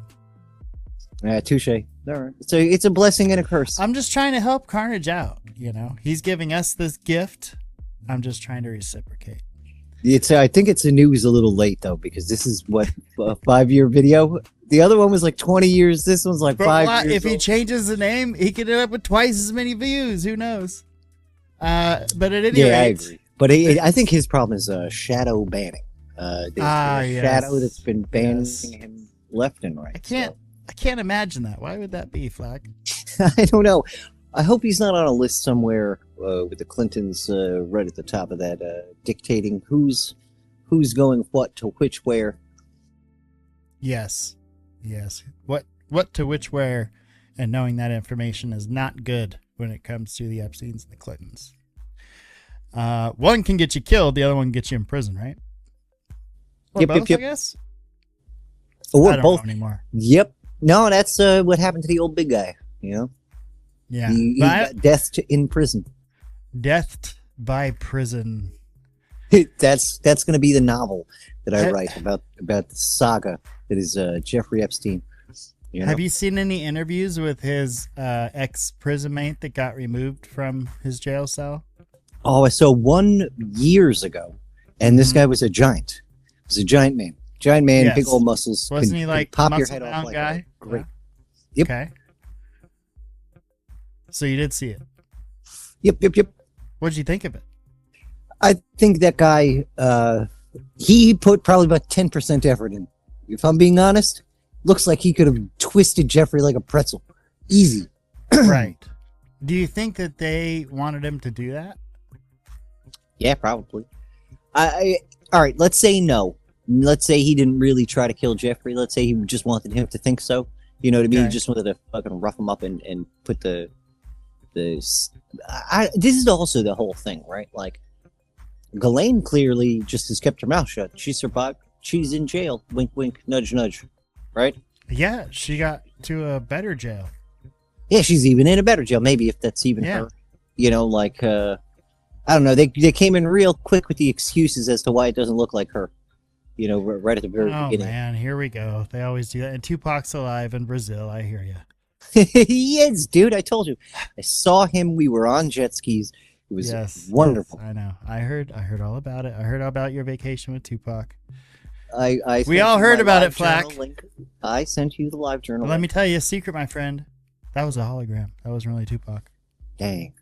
It's Bill Gates again. He always comes up and weasels his way in somehow. Never ends. It never ends. So, okay, so we're gonna play this guy here. What do you think is important when we're watching this documentary of the Clinton cache? Yeah, should we just watch it through? Is there an area I should skip? Yeah, dude. Well, this is I wouldn't skip. Maybe like a couple of seconds in. He has his burner of sorts, you know. Okay. But this goes between the emails and a bunch of other stuff that they've done. So at the very beginning, I believe he dives into the emails with a couple of funny little things. So I want to give, before we get going here, I want to give a big shout out to Psionic the Edgehog, who created this song right here for the show. And yeah, he actually made me a few cuts, and like a couple of them have my name in it, and I almost feel too, what's that word? Imposter syndrome. I'm like, nobody can think that of me. Yeah, not for me. That's not. He's done a couple cool things sent my way. I haven't had anything to use him with though. I'm still pretty awesome on that end. He's so fucking cool with that. You're still stuff. flacking. I'm flacking all over the place. It sucks. You know what's funny, Flak, is I just found out recently what Flak Magnet even means. Yeah, it's a piece of a canary, the back, like near the tail feather. That's right. That's right. I just thought that was so fascinating. Okay, so let's get going here with the Clinton cache. We'll go ahead and cut off the tunes, and let's see just how terrible these people are. I did not email any classified material on my email. There is no classified materials. I am confident that I never sent nor received any information that was classified at the time. I had not sent classified material nor received anything. Remember that guy from Mortal Kombat? Whoopsie. 110 emails in 52 email chains have been determined by the owning agency to contain classified information at the time. Just they were 100 sent emails or and received. over half of them have been 8 of responded those to. chains contained information that was top secret at the time they were sent. 36 of those chains contained secret information at the time, and 8 contained confidential information at the time. That's the lowest level of classification. FBI Director James Comey said none of those things that you told the American public were true.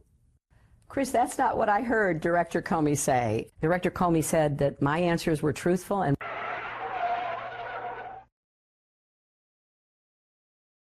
I did not email any classified material to anyone on my email. There is no classified material.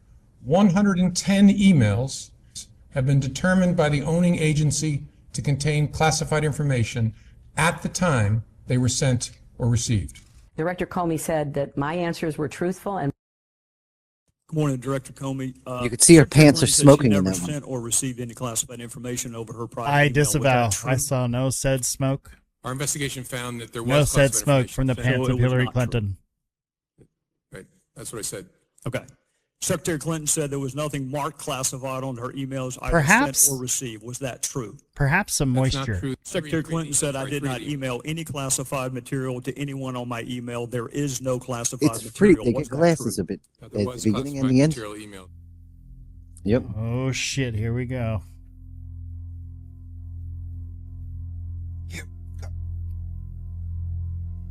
Oh shit! A Baz Dane production, son. Yee-hoo! The Clinton Kasha. We're gonna dig right into this Clinton catchy. We're gonna documenteer it. Documenteer it right to death. You, I still sir, can't have believe been Tim documented. Burchett. I want to watch that interview again just to listen to Tim Burchett again. Why don't you ask about? He was. Why don't you go back to Nickelodeon? Why don't He you was ask- giggling. Why don't you ask the Democrats about slavery? Dude, that was a kayfabe if I ever saw. And you seen him slink back into the other side? He like crossed under the little velvet rope. Oh, that was so good. So good. Yep. Is this Clinton's the guy that's just being presenting? Is this Yeah, Carnage? this is Carnage himself. Right on. All of a he- sudden, I like this guy like a lot more. Dude, he does a lot of cool stuff, right? Like but it'll be in spurts. Like you'll notice that it's the videos that he puts out, and I don't know if he gets his channel taken away or he loses the ability to post things, but it'll be like years, and then he'll Let me come out tell with ya, like a some 6-hour thing. Some weird things happen on the YouTubes. You notice I ended this stream as soon as we got into watching other stuff because weird things will happen on the YouTubes. Oddly enough, they hate Meta on YouTube. Oh, here we go. Here we go. Request for Benghazi came to your attention. Oh boy, starting like with Benghazi, not a show good you start. That's the amount of 2011-2012 Libya-related emails that Hillary handed over after deleting 33,000 Jesus emails Christ. with no oversight to confirm what was deleted. So just a few. This pile represents the emails that you sent or received about Libya in 2011, from February through December of 2011. This pile represents the emails you sent or received from early 2012 until the day of the attack. There are 795 emails in this pile. We've counted them. There are 67 emails in this pile in 2012. And I'm troubled by what I see here. So she handed in 795 emails from 2011 and only 67 from 2012. Slow And news what was day, going that's on all. back in Libya in 2011 and 2012? Well, Libya's Arab Spring started in 2011. Obviously, and by the end of the October world. 2011, they caught We and all killed know what happened in Gaddafi. 2012. We all died. Yes, we came, we saw, Thank you, we Aztecs. died. Did it have anything to do with your visit? No, I'm sure it did. So, That's fucked what up, happened to all of Gaddafi's weapons after he was killed? As noted, the Arab Spring started in 2011, but it was hardly led by Obama. It was Hillary's pushing that led Obama to action, and her jubilance and joy in Gaddafi's death was on display the night he died, as we just saw. In January of 2014, the Senate Intelligence Committee released a report on the attacks on the Benghazi compound, the ones that killed Ambassador Christopher Stevens and 3 others. And in an annex to that report, Now, I do want to. So, a lot of Hillary bashing is going to be happening here over the next little bit. And that's already started. So, let me just say this to be fair. There has been an ongoing campaign to bash this woman for like 50 years, right? Like from the old GOP to the new Republican Party, that's one thing that carried over is they all hate Hillary Clinton. Is there a reason for that? Clearly, they think there's justification for it. I don't know. You don't seem to see the pants just on constant. They're smoking all the time. I'm waiting for them to burst into flames any minute now. I believe it. I believe it. But there hasn't been a pantsuit yet to catch fire. All right, touche, you fucker. We've You got only me. seen You got me smoke. there. We've only seen smoke. They did make a good movie about it. That Benghazi movie had, the guy from The Office in it. That was pretty good. Ben Affleck played Gaddafi. That was good. What's I that? remember that one. Yeah, Matt Damon was Trump. It was awesome. I feel like they could have actually got Benicio del Toro, and that would have been a fucking fire movie. Rick to play Gaddafi. It'd totally changed the whole vibe of the film, but it would have been. Oh man, I would have watched it half a dozen times. All of a sudden, you're rooting for Gaddafi. Oops. Like, why is he talking with that strange accent? I can never figure out where the fuck he's from. I don't. And it's awesome. Somewhere where they wake up and drink scotch for breakfast. With a lovely espresso any time of day. That's what I like to imagine. Yeah. All right, here we go. Report. So I'm sorry. So again, yes, I just wanted to be fair. There has been an ongoing campaign against Hillary for a very long time. There has been accusations against her for a very long time, even by the FBI director right before she was running for president, right before we were about to vote. But she did put half the work on his desk. That's what that was. He's upset because he's like, you made me fucking work here. You made me do my goddamn job, and I could have just sat at my desk, and you made me work. Damn you! You made me earn my paycheck. How dare you? Yeah. So definitely, there's a lot of non-Hillary fans, and then you add the non-Bill fans. Just add them to it because they're a combined thing, right? Like they can't seem to separate. I think they tried when she was running. You sure didn't see a lot of Bill when she was running, but you just can't seem to separate those two. So yeah, so the woman, let's be honest, faces a lot of hate. Is it deserved or not? I don't know. Let's hear Carnage's argument. Also just very quickly, Bill Clinton was the fucking cool saxophone playing jazz guy up until because I was only about 10 when. But in the background. On my video here, I have Bill Clinton playing saxophone. Just a couple minutes ago, he was playing saxophone. Yeah, so he's a jazz beast. The man is a jazz beast. We can't deny that he can make a tune happen.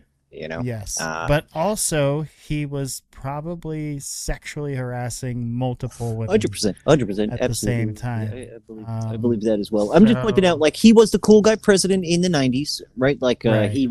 I remember Saturday Night Live, the fucking thing they made fun of him about was him jogging, doing some health thing, jogging. Getting McDonald's. Yeah, that was what they had on him, up until the scandal broke, so it's not like I've always hated the Clintons and now I'm just joining the bandwagon.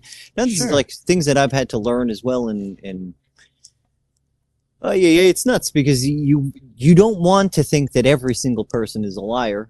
But you find out that they often Boys, so many of these politicians, buddy. I've had this conversation about, it seems like everybody has this moment where a politician breaks their heart or a leader breaks their heart or somebody they believed in breaks their heart and they realize I just kind of got to depend on myself because people do lie. Man. People do mislead, I thought Obama was going to be different.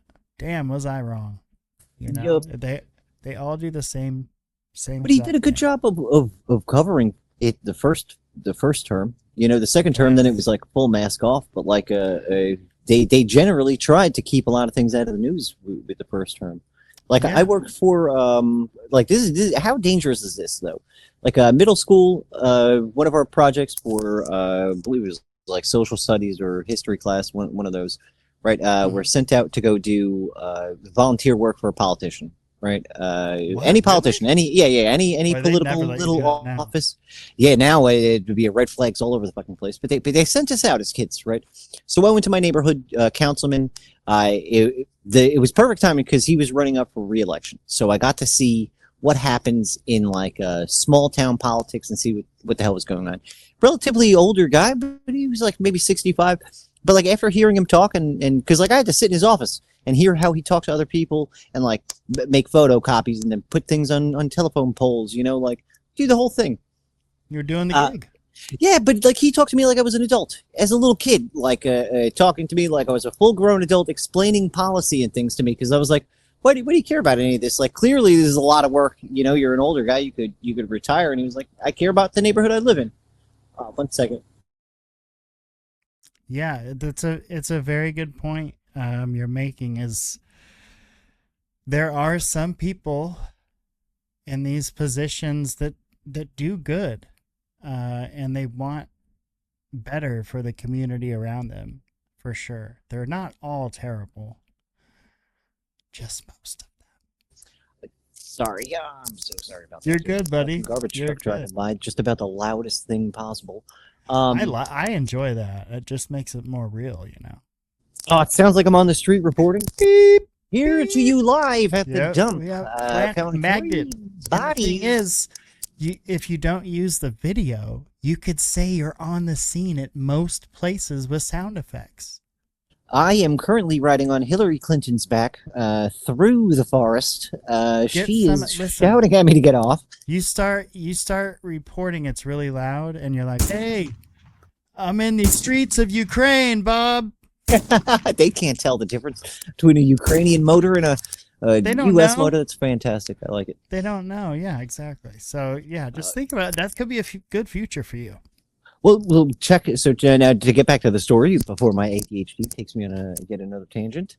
So now I work for this guy, and I start to see the tactics that are being used to discredit him, and rather because like his tactic, and because like I'm a little kid, I'm like, ah man, high school vibes. How little? Middle school. Well, it was like middle school, so it was like 7th, 8th grade. Okay. So like a popularity contest. I understand how this shit works in school already. You know what I mean? Like, oh, you just make up a bunch of shit about him.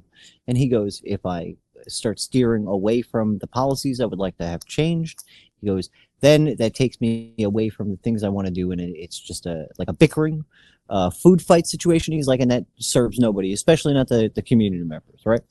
So he chose not to go that route, and he lost. But like, that was the most noble thing I'd ever seen, you know, especially from like somebody who's just trying to do their thing at retirement age, could have fucking retired. You know, lost his little office seat, but like I don't know, man. Just seeing the tactics, it fucking reminds me of things I hated about school. You know, nice guys finish last. That's that's where that comes from. Yeah, and it's disheartening. Time and time again. Yeah, you see it a lot. That people. These politicians are not perfect, right? They live a whole life just like we do. Things happen in life, and maybe they don't deal with every single situation exactly right, and then that can get thrown in their face in very exploitative ways when they're trying to run for office and they're just trying to do good for the community around them. It's really a shame. Yeah, agreed. It's terrible. And you know what though? Like you kind of just pointed out what makes a good politician. Somebody who's been through some stuff, you know, in their own life, to where when they finally get to the seat, they know the direction they're supposed to go and how not to get manipulated. You know, like yeah, I feel so many times it's they put things in a like a I guess a diapole. Where there's two sides to everything, you know, and obviously there's a lot of gray fucking area that never ever gets touched, and that's kind of where we all reside is the gray area that we're just trying to get along, trying to fucking make a paycheck, you know. Then other things get thrown in our face, we're distracted because they're having their own little food fight, the popularity contest, you know. Well, I think it's hard to legislate and win votes in the gray area for some reason. For some reason, taking these extreme postures on one side or the other, these people that are doing this believe that gives them the upper hand. So it's always the most extreme on one side or the other. And yeah, a lot of us reside in the gray, but the gray doesn't work for Marjorie Taylor Greene. The gray doesn't work for Ron Wyden. Massey too. He's been pretty cool, man. A lot of the people that are at least like this is the thing. Like if you have something as your policy that you're running on into office, don't fucking turn around on that. Like that's why you're there. That's why we want you there. We don't care about anything that they keep getting stuck on the fact that things happen in the future. Yes. But you're the fucking slow bureaucratic thing that takes 10 years for anything to change. Mm-hmm. You work in the past. So clearly if you're saying you're going to do this, you're going to do this, you're going to do this, continue with that fucking momentum forward. You know, the fact that you now want to stop and switch everything to a totally different mode that nobody else was talking about, you know, like the fact that everyone else is like, MAGA lost almost all of its base, and I'm talking about like new base, not the stuck on Republicans who have always been Republican. They'll always be Republican. The new base is all pissed because everything that they ran on, they've now fucking ignored. You know, we've got the Epstein shit, the Doge shit. They were supposed to be fixing things that they ran on. They started to, and then they fucking all gave up. Each one. Yeah. There was a headline I read this morning that was really disturbing, which was that they just cut $2 trillion of federal addiction and mental health programs. Dude, you just think about, like, we're frustrated. Imagine maybe you're a good guy. Billion, but yeah. Imagine you're a good guy within the agency trying to do your job and you're fucking stonewalled everywhere you go, right? Like I would imagine you come out needing some fucking therapy, especially if it's like a nice 15-year stint you worked for the government. Right. Yeah. Yeah. Well, and this isn't just for government employees. This is the government helping victims of crimes. And oh, that's victims? I thought that was like federal agents who were getting their shit cut. Where I'm like, that's also not, because I'm not a fan of that, but I wouldn't just start cutting their fucking therapy and the only way to keep them from being a complete narcissist or sociopath, you know, like. Yeah, let me get... So the Trump administration sent hundreds of letters Tuesday terminating federal grants supporting mental health and drug addiction services. The cuts could total as much as $2 billion, and that's per NPR. Hey, did you hear about the visas being fucking stopped for certain witnesses in certain crimes to deal with federally? Like, I have a... Like, this is something new, something within a new court case. But I wouldn't be surprised if that's what happened with the Epstein thing. You know what I mean? Like, think of how many people in South America you were assaulted by Jeffrey in, let's say, Ukraine or Russia or anywhere overseas. It's not like the USVI, right? But you're from there. Or let's say you're from somewhere and they brought you there, and it's still like out of the country. But the FBI is supposed to do their diligence to make sure that you are talked to. Maybe they ship you over here or fly you out here so you can give testimony to put so and so away. You know, like you're still a very viable witness. Right. But then when all the immigration stuff was lax, certain people getting their visas and shit denied, who should have been testifying in certain cases, you know, because it's happening now under Trump.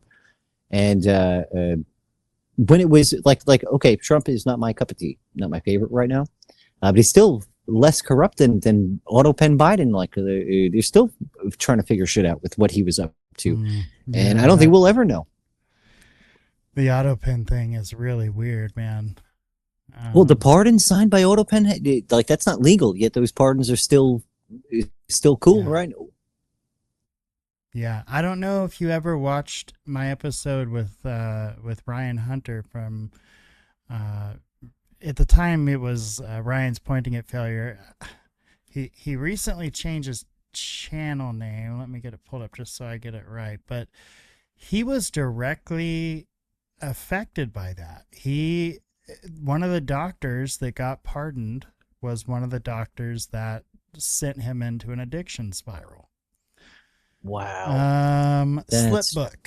Okay, he now runs the channel. It's called Slipbook. So yeah, I encourage you to check out his stuff. But it's a super crazy story. This doctor was prescribing him like hundreds of very strong opioids. And he got addicted. I mean, anybody would. And it was rough for him, man. And that doctor got like 20, 30 years or something. And Biden's Auto Pen pardoned him. He basically purchased his freedom. Jesus. Yeah. Yeah, it's pretty crazy. That's nuts. Like, but you think about it too. Like, that whole system is messed up because, like, the pardoning? I might be, the pardoning, the revolving door system with rehabs and things like, Pennsylvania is supposedly like really bad. And I think that's where Bam Margera was, when he was going through his rehab stint. And now what happened was they locked him in there for over a year. right? He was supposed to be in for a quick 12-step, get the fuck out. You know what I mean? Because he wanted to see his kids. And then similar to like, I think, like force you into shit. He was forced in there. I believe like. So I'm not there. I don't know if he was following all the rules, but like there are certain rules. You're supposed to like make sure that you get dressed in things every single day. You're supposed to follow to a thing. Someone snuck him at a skateboard, and like for him that was part of rehab. I understand him wanting to skateboard. A lot of people have guitars and shit. He's like, but they wouldn't even let him smoke cigarettes or anything in this one. Like it was a cold turkey rehab. So he's freaking out. So he broke out a couple times, but it was like a revolving door. He said the only reason why he got so pissed and he tried to break out was because they after his third attempt, and now he was saying at first it was just because he wasn't changing his clothes every day. He was like, I'm in sweatpants. He's like, I got nothing to fucking do all day. He's like, well, who am I changing for? You know, so like, I don't know. I think there's something weird about his story that I don't think that him doing drugs is the only thing to that. You know, like I think that he was trying to get himself together, and then he fell into a bad rhythm with one of them fucking rehabs. You know, like. I don't know. I also know that the rehab, just like a prison, a private prison, they will make money. Like you are allotted, let's say, every 500 prisoners you get, you know, like however much money each year to take care of those for food, clothes. I think in Oregon we have 2 empty prisons because basically the profit margin wasn't good enough, and they just abandoned the idea. But most of our prisons are private. Yeah. Well, that's crazy because you do have to think about it. Like that is a lot of fucking staff, like a lot of staff, you know, just for security alone. A lot of people away, buddy. You know, and now with drug charges. Oh, yeah, but now I just can't see like how greedy were these people that they were, because I know you make money hand over fist. Well, you heard about the judge that was throwing those kids in the private facility. Gosh, what state was that in? Did you hear about that? The judge actually got in trouble for doing this. Kids that had no business going to rehab, he was sending, and no business going to juvenile hall, he was sending to this private facility because he would get a kickback for every kid that got sent there. Absolutely disgusting. That sounds like New York with weed, dude. Like I was straight edge most of my life, so I didn't really start smoking weed till like maybe 10, 15 years ago. But like all the kids in my fucking high school, like what would happen is at about 16, 17 years old, their parents would catch them with weed, and good parents, not knowing what the fuck they were doing, but they would call the cops. The cops would make a big fucking show of it. They'd get taken to juvenile to do. Dude, juvenile hall for fucking, like these are my fuck up high school friends. Maybe they had a 20 bag of weed. You know what I mean? Like 20 bag of weed. But because your parents are trying to make an example out of you to you also with the system. And when you involve the government, now you've involved the government. Like now they have a hand in your life. Now they can affect and impact. Like who would do that to their own kid? Yep. Yikes. I didn't get it, but I guarantee that's what my folks would have done. 100%. That or military school straight away, because just having bad enough grades where like I don't know, that was the biggest threat that I got was military school, ROTC, like real hard, because just for having a fucking attention deficit. You know what I mean? I'm a smart kid. You just got to make sure I'm entertained, then I'm good. You know, like I don't know, dude. It was just nuts. But what the hell was the point of that? Where I was going with that one. Jeez. Well, we were just... Oh, I'm so sorry. All right, so being straight edge was just see my friends, they would go in, they would get rehab, right? And then, this is even after this, up until 20s, my friends that would get caught with anything like that, they would tell the judge that, because this is like if you had a quarter, you had to explain how well you had so much weed on you, right? It's like 7 grams. That's like a week's worth of fucking pot if you smoke conservatively, right? Well, you had so much on you. So most people would be like, well, no, I sell so that I can smoke and not have to pay for the shit that I'm doing. So then they would then hit you with a fucking sale charge, even though you're just trying not to rat out your dealer. You know what I mean? Like you make dumb shit up so you don't fucking rat your friends out, right? I'm holding this for my friend. Okay, who's that friend? We're now going to go arrest them. And you're like, wait, no, I mean, so a lot of dumb things like that. But then they would go to rehab, right? And they would get drug tested. And because I don't know what it is about that age, because at this point, like, I guess you have the same thing with alcoholism, where the judge orders you get a DUI, the judge orders you can't drive or anything like that, and then you still continue to drink, whatever. But these kids would get drug tested for weed, right? And because ketamine and other drugs do not show up in the drug tests that they were getting tested for, they'd switch over to those until they can smoke weed again. And then they'd get a nice healthy habit of whatever the fuck else they were doing in the meantime. And by the time they got back to smoking weed, they didn't even give a shit anymore. You know, like one of my friends, for because I couldn't believe this, I think it was under a quarter, but he got like a year and a half of fucking probation that he just kept fucking up on, right? To where it was like such a small little dumb thing that he was like 17 when he got in trouble for, that lasted like almost 2 years. You know, I'm pretty sure it affected jobs after that. Well, and you know, you've heard prosecutors say, and most accept the fact that if you want to get dirt on someone and prosecute them for someone, you can do it to most people if you follow them long enough and look into enough things. Oh yeah. So yeah, that's basically what's happening. You're under the microscope because you made a mistake. I don't know if I'd even call it a mistake. Smoke some weed when you were young. And then, yeah, it coming back to continually bite you to keep you in this system. They've been doing that for years. But this is the crazy thing too, right? So you'll break your arm. They'll give you some opioids for that under 18. You know what I mean? Less strong, but they'll still do it, right? What was the other thing? Oh, man. All right, I'll just leave it there. Well, it's still a valid. They're doing it less now. You know, But and yeah. just over weed, it's so fucking silly. You know what I mean? Like, it really is. And this points to, it needs to be treated as a medical thing, right? I'm not even going to say problem or issue. It needs to be addressed in the medical field, whether it's some kind of rehab or psychosis, or whether it's completely fucking normal and it's just a kid experimenting. Like, well, like, I get boredom will do it to you, but how often does experimentation stem from just trying to forget some terrible shit you went through? You know what I mean? That's like, a big part of it, sure. So you can't even blame people for getting started. So like, it's not even that. It's like the people where they leverage it, right? Like the Sacklers, that type of thing, you know, because I remember what I was going to mention now before was like, they gave me in 6th grade fucking Adderall, not Adderall, Ritalin, which is essentially the same thing as Adderall, but like you'd rather give that than have a kid smoke a fucking joint. You'll charge them, you'll put them in juvenile detention center, you'll do all sorts of crazy things over a joint, but you'll give them methamphetamines or opiates. I mean, if you're crazy, I would never look at it that way with my kids.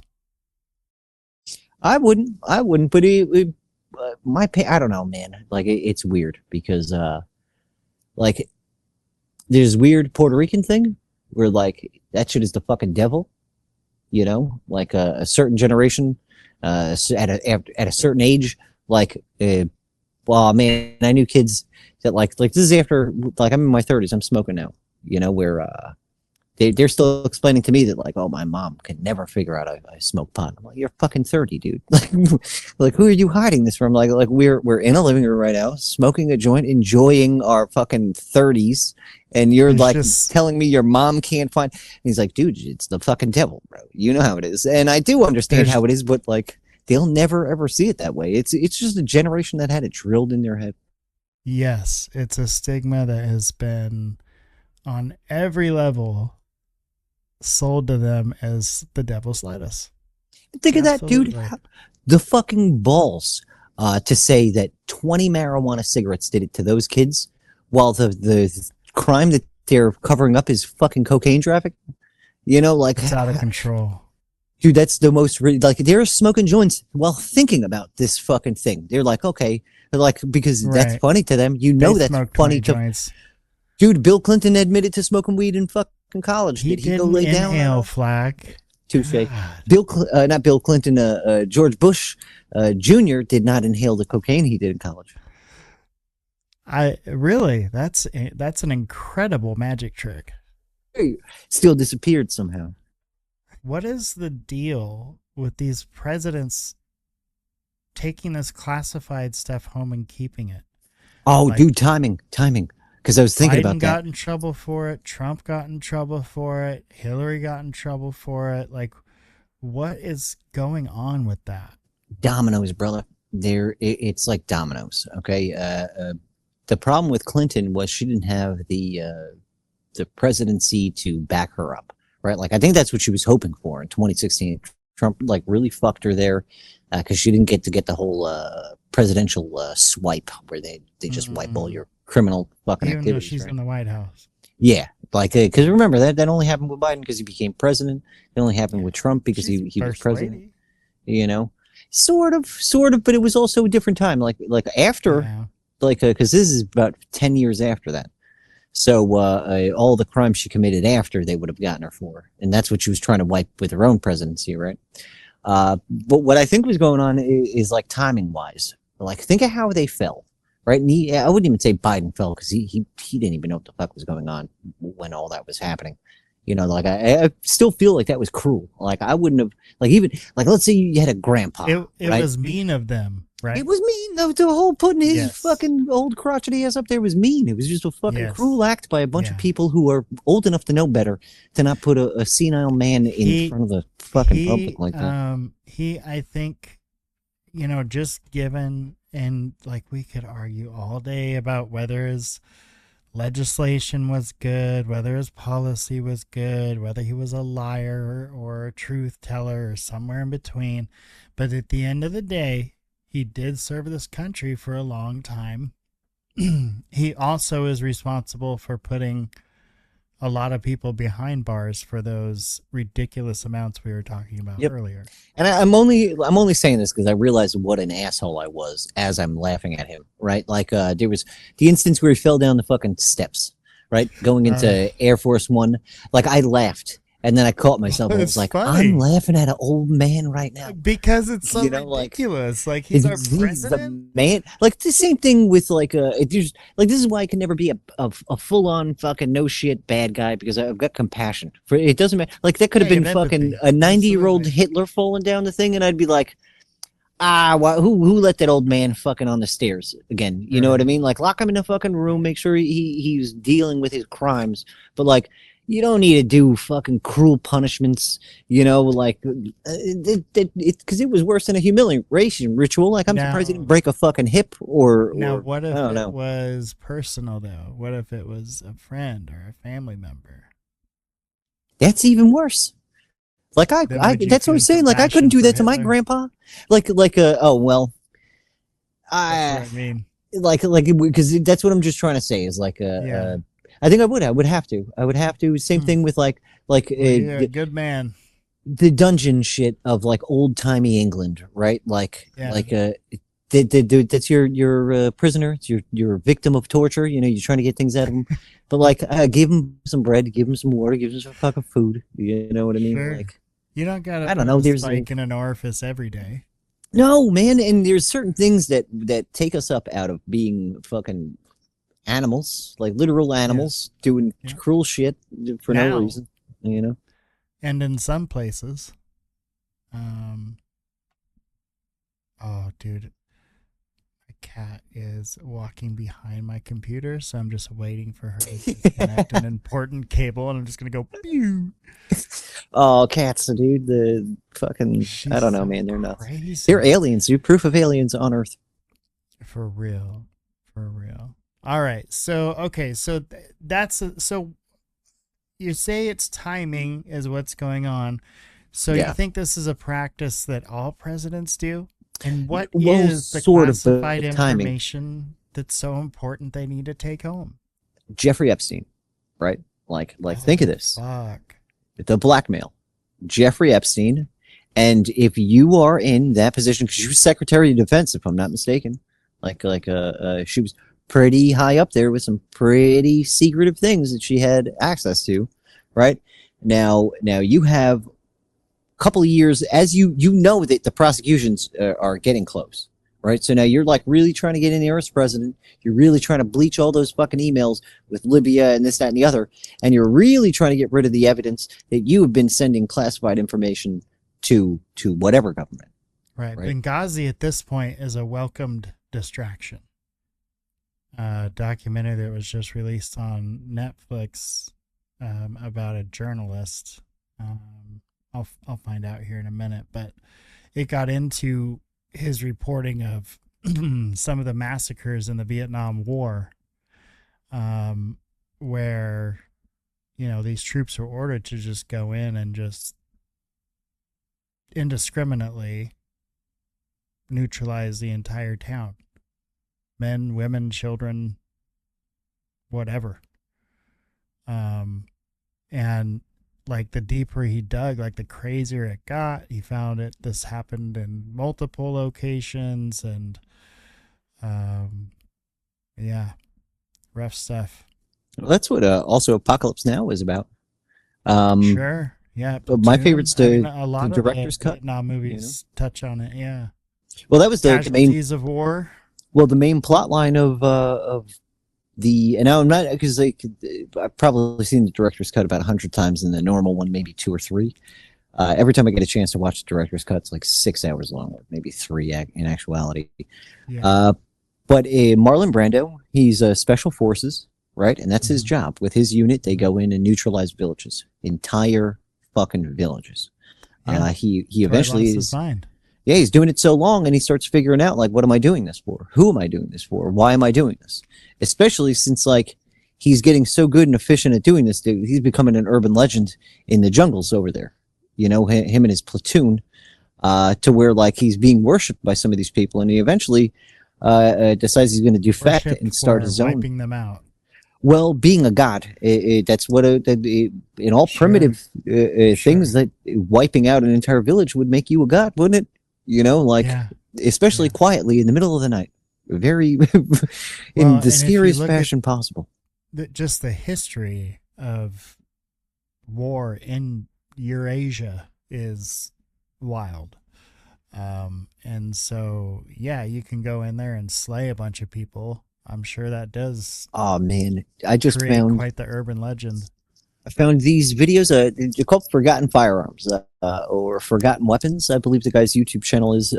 But he just goes into to cool old forgotten weapons that, like, some of them were good, some of them were bad.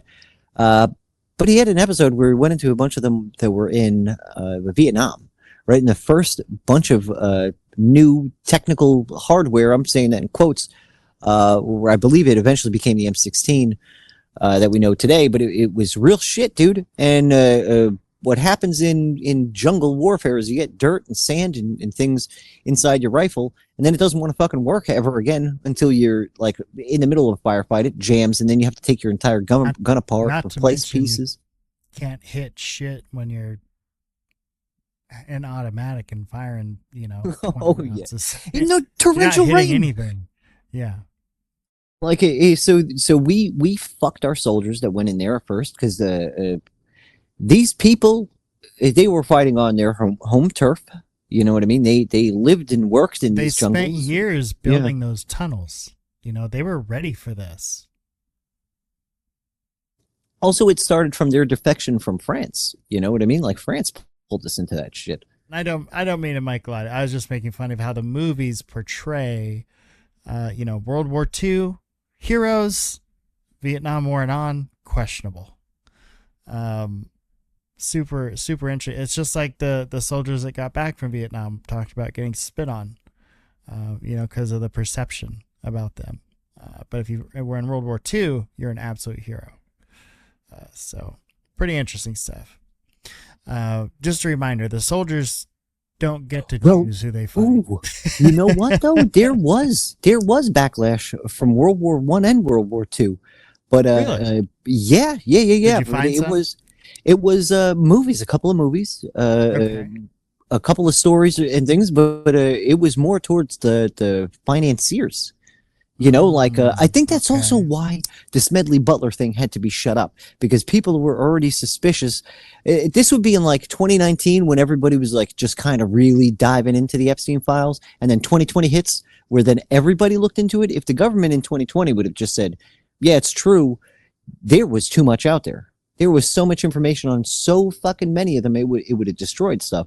So same thing then, where like people were already rumbling like, oh, how did this company that was already going bankrupt right before the war now have more profits than ever and opened up 50 things across? And now the war is done, and now they're doing fantastically. Like, a lot of shit didn't make sense for the American people, especially this is all during the Great Depression, you know? Right. Very few success stories during that time. But doing business with the government was helpful. And it's the other thing, right? Like they were selling bonds to soldiers, right? Like that's how you do it. You go in and they say, we're going to give you a bond. Yeah, we're going to give you a bond when you get out, a certain amount, and then we're going to pay you $30 a month for whatever. And this is like World War I to World War II. So what they would then do is make you pay for your boots, make you pay for your uniform. So they take that out. They make you pay for your food, MREs, that stuff. Right? They take that out then, right? And then they take out the money that goes back to your family and this, that, and the other. So you're left with like $7, maybe if you're lucky. Then they tax the shit out of you once you get out, right? So those bonds, what happens is you go, okay, now I got a couple of bonds at least. I can go take this in. So rather than giving you the 100% worth of those bonds, the banks were paying you 80% for that bond. We're in a depression right now. We can't afford to do that. The bank would bankrupt. So we're going to give you 70%. And it eventually dropped to 40 on some of these vets, right? So this was where Smedley Butler was when they were trying to talk to him about the gold standard. And they were saying, well, if we go to the gold standard, you won't have to worry about that for your veteran friends. None of those things come up.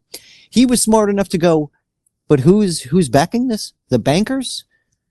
The bankers were the ones who were making money beforehand. I can't see them coming to have me take money away from them. It doesn't make any sense. So that's when change things. Yeah, so that's where he doubted, because he was like, I don't know enough about gold or the dollar to know which one to go on. So I find it real weird that it's the one that would benefit essentially on both ends. You know, because then when he said that, they were like, all right, you know, we'll switch it up. We'll go to, you want to back the bonds? We'll back the bonds. And he was like, this is one conversation. You didn't talk to anybody over the phone. He didn't have to make any, like administrational, he made an administration decision right on the spot, because whoever back home was telling him, get him in with us no matter what. You pay him or you convince him to get on our side.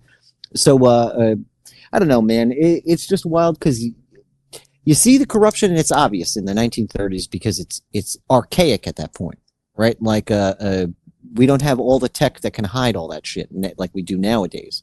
But you see where the small influence comes in a little bit, because this is also before it's billions or millions. This is when a politician would get bought off for 10 grand and a guaranteed seat. You know, so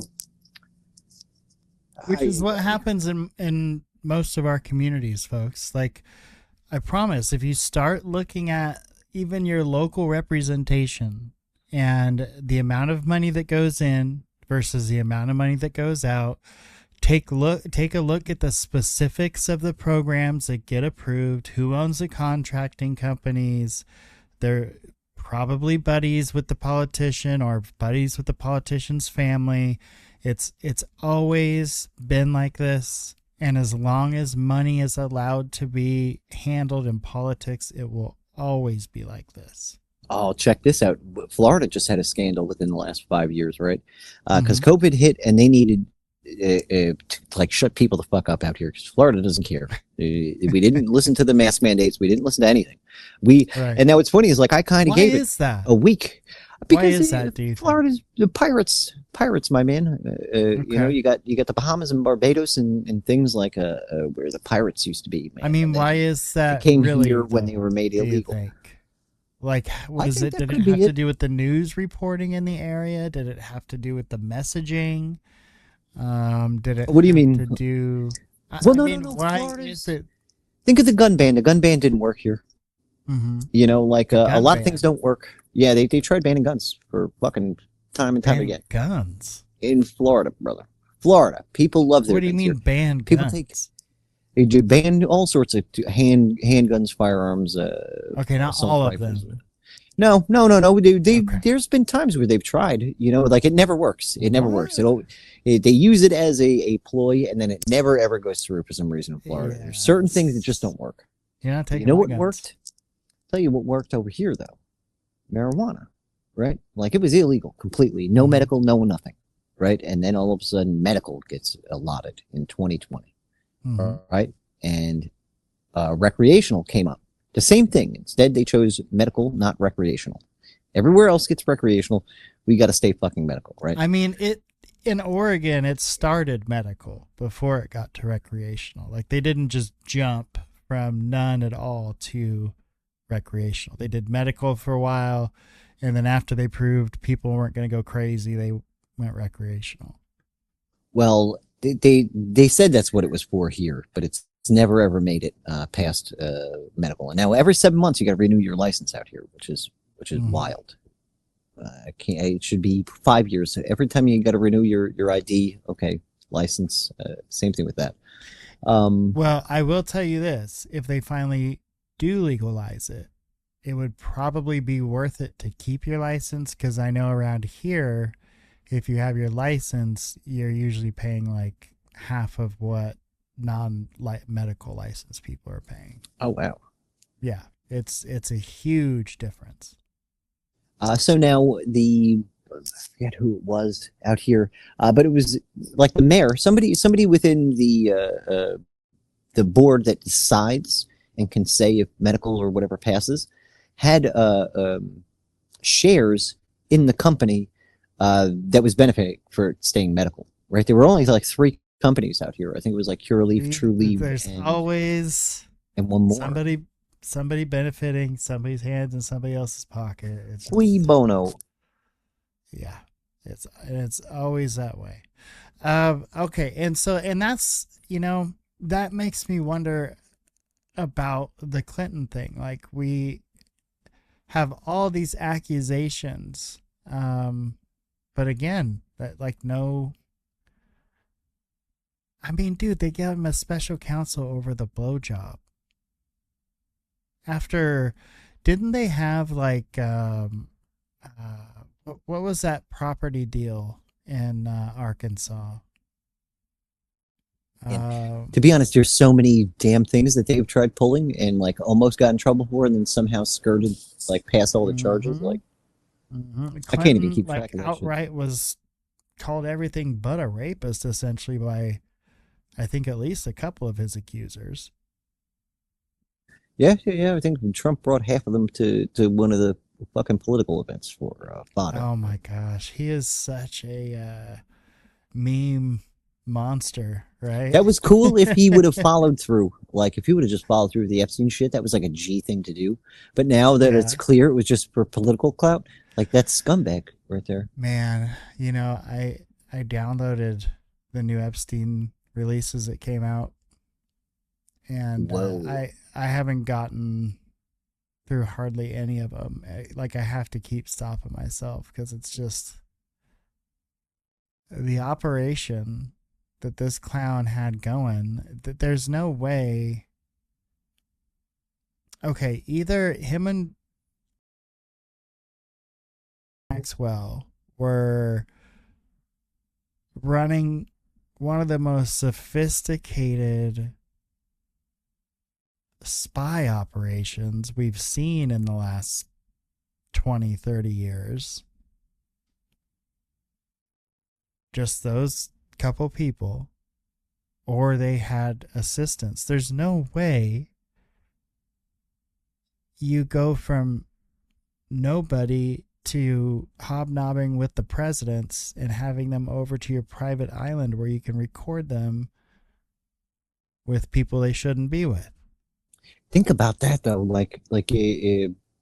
just take a look at just for you and your family, right? In where you guys live, what it takes for you guys to have the internet, and that is modern when it's like not as much wires and stuff, right? Mm-hmm. For just you guys to have you set up with internet and whatnot. He had that set up for a small town on his island. Like, did you see a server room? Like the fire hazard that was his server room was insane. Like he would have had to have the area dredged, like the sea dredged, to have those power lines put in underneath. Because if you'll notice, there wasn't very many antennas. Yeah, I've seen the drone videos where the FBI had to like put something in front of the window to try to keep the drones from seeing inside of the house. Look, that's the kitchen, by the way. You know, like, just to orient you for where you're in with the pictures, the pictures where you have that like weird kitchen nook with the white tiled walls with like the white tiled walls, right? Where there's a baby in a sink, like where they had to block out that baby in a sink thing. They redacted that in the fucking files. But that's in that kitchen, that same exact kitchen, right? So right before they put the cardboard up, that whole kitchen, all of the counter space in there is filled up with computer monitors and towers that the FBI has wrangled from all over the house. Because that's the inner property, the one with like 2 seashells on the outside. That's part of that. So they probably, like, from what I counted, it was about 20 monitors and probably about 10 to 15 towers, which meant that they had towers on the floor. They were bringing things from all over that fucking house. And that's not considering the other island too, where, like, so the other island looked like it had a bunch of these bungalows, right? That had what looked like a cheap shit futon, and then it was set up like a what would that be called? Like a travel place, like where you go book a travel thing. A hotel room?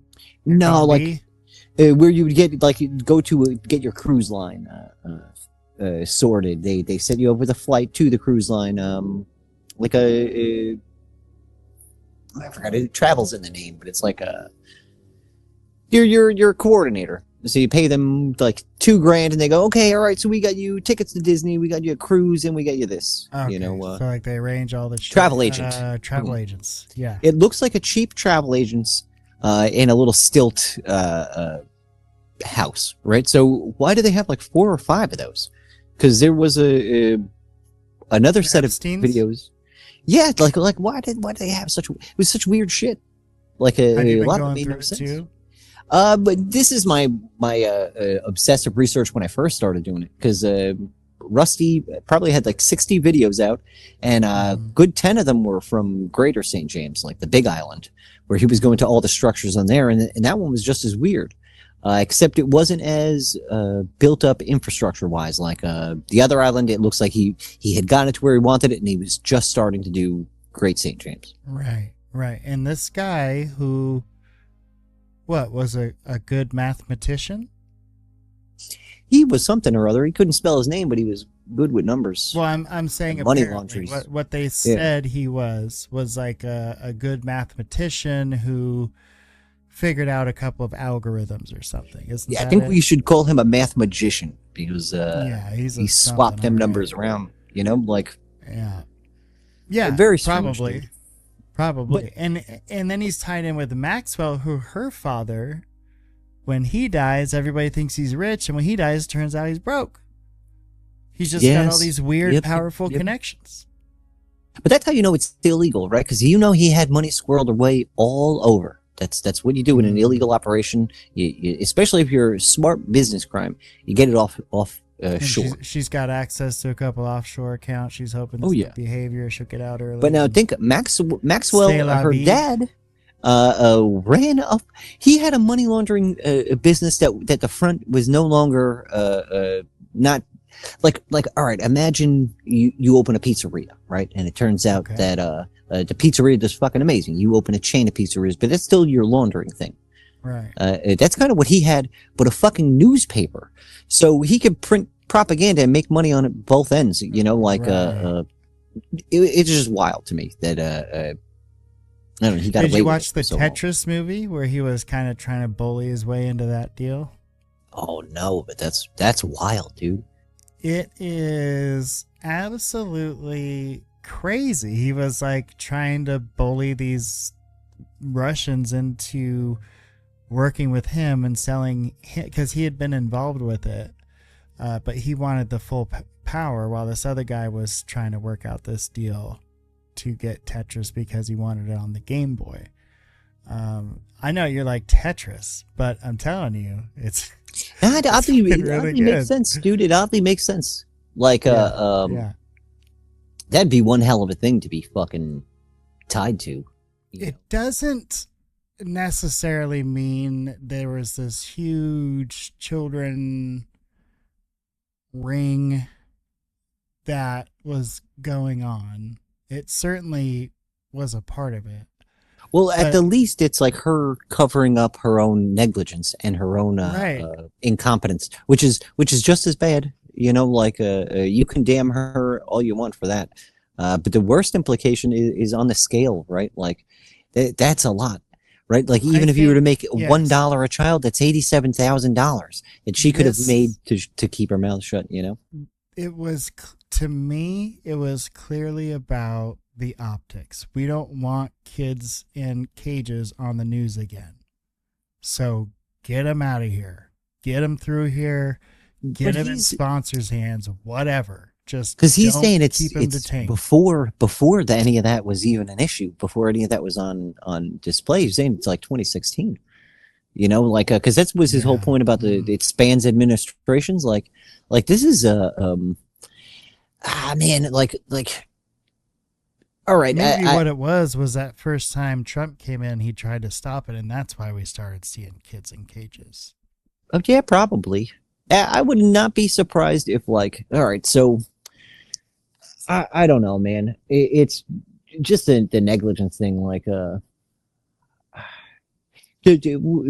weight of the like, okay, all right, 1 person to 1 million people die. I get that 1 person, okay, fine. They made that example 1 million times. Hell, that's national security right there, right? But like that 1 child thing, that kind of really fucking irks me. You know, the fact that there's 87,000, and like clearly this lady knows about it. You know, she knows so well that she doesn't want to say whether she's even admitted to other people that it's a problem. She was completely prepared to not answer the questions. Like that's dishonesty, like proven dishonesty. You know what I mean? Like, because let's say she got in there and she goes, well, you know what? I fucked up, but you're right. I will always accept it. I fucked up. You are right. Like, let's fix it now. Because then you're addressing the problem, but you won't even get to the point where it can be fixed, right? Right. Oh, I sent you something in the old back channel Rooney's there, where we don't even got to watch the video, but I just wanted to send that to you, where that was a daycare, right, where 25 children had gone missing. CPS, police showed up because like one of the kids was getting picked up early and no one was answering the door. A lot of weird shit was going on, so the police got called. Police show up, and this woman, straight-faced, complete narcissist, is like, no, the kids are fine. They're inside. I mean, they're at the park. She keeps changing her story. Eventually, the police get her to let them inside the house, her well-being check, and they find a fucking a secret door. And now this is like a middle-class white woman, you know, like someone that like she's got her shit together. She has kids of her own. You would think that she would care about children, but totally willing. Because now this is my thing. She's trying to say that, she had too many kids in there, so she was trying to hide them from CPS so they wouldn't see how much money she's taking in tax dollars, right? Because a certain amount she's got to pay back, whatever. Like a money laundering purposes, what she's claiming. But I'm sorry, you have a fucking secret wall built into your basement where you have 25 plus children with the lights off, and you have the nanny down there texting you like it was an operation, a clear operation, where like because it went to court and everything. I don't think she's charged just yet, but like where the implications are just as bad as what was found. You know, like sure you want to say it's this, but even at the worst, like you're still a fucking terrible person. You know, but that's 25. We also don't know where those kids came from. Like, but I don't know. Like it's just it's a weird story. It's about an hour long, but it's like all body cam footage of the police going in and raiding this woman's house and then finding 25 children behind a secret door. There was this movie made in 2000 called Traffic. You catch it? Oh, it sounds familiar. It's a great film. It's about drug trafficking. This scene here is Michael Douglas taking over the drug czar position. And you're asking about that lady we just listened to. This is who that lady is. Take a listen. You know, when Khrushchev was forced out, he sat down, he wrote 2 letters and gave them to his successor. He said, when you get yourself into a situation you can't get out of, open the first letter and you'll be saved. And when you get yourself into another situation you can't get out of, open the second letter. Well, soon enough, this guy found himself in a tight place, so he opened the first letter, which said, blame everything on me. So he blamed the old man, and it worked like a charm. He got himself into a second situation he couldn't get out of, and he opened the second letter. It said, sit down and write 2 letters. Yep. Damn, that gave me a chill. That gave me a chill. Yeah. Because he's like, oh, use me as a scapegoat. You know, so go right ahead because I'm already gone. I can't face anything. This is the program. This is how it works. It's the government. And all the problems are going to get blamed on me this time. But next time, sit down and write a couple letters because you're going to get fucking fired. Trevor Noah on The Daily Show. So The Daily Show, we're making fun of people that were saying there was something to it and then swap sides. Is what you're saying? They were also the ones making fun of everybody about the being vaccine hesitant, where like just normal fucking science will tell you like, hey, we have trials that should be fucking done. You know, like just obvious fucking things they didn't want you to. Normal science. It was an emergency, Flak Magnet. Okay. Oh it yeah, was an emergency. I forgot. We don't have time for normal science, dude. Totes forgot about the emergency science. We're all gonna die. Think of the miracles that happen with emergency science, right? Because it's better than normal science. This is science that's backed by hopes and dreams, you know, where we can well wish. The sad thing about that whole thing is that real science would have led us to tell people that are at risk with their health and older to isolate and stay away as much as you can. And it would have told healthy people to continue to live a healthy lifestyle.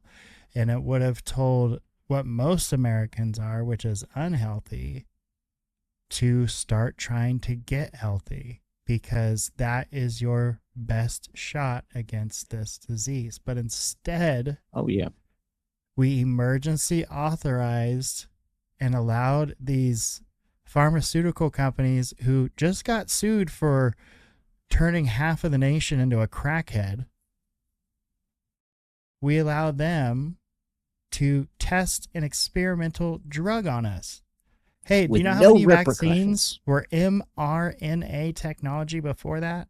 Guess how many? Zero. Zilch. I think it's a 0 and zilch at the same time. Yeah, it's wild, dude. Nurses losing their jobs. Nurses, front-line nurses losing their jobs because they didn't want the fucking vaccine. That's insane, folks. That's not science. That's madness and fear, which seems to always win out in this country, which is weird because we're supposed to be this brave country. And we are when it comes down to it. But then, like, we act so skittish and afraid. I just don't understand it. Well, they got everyone buying toilet paper, right? Like, because this is the funniest thing to me. It was like, all right, I'm home now. You know, you've got me to stay in my fucking house more than I usually do, right? But like, I'm at home We're like, okay, no more toilet paper. Uh-oh, I got to shower now.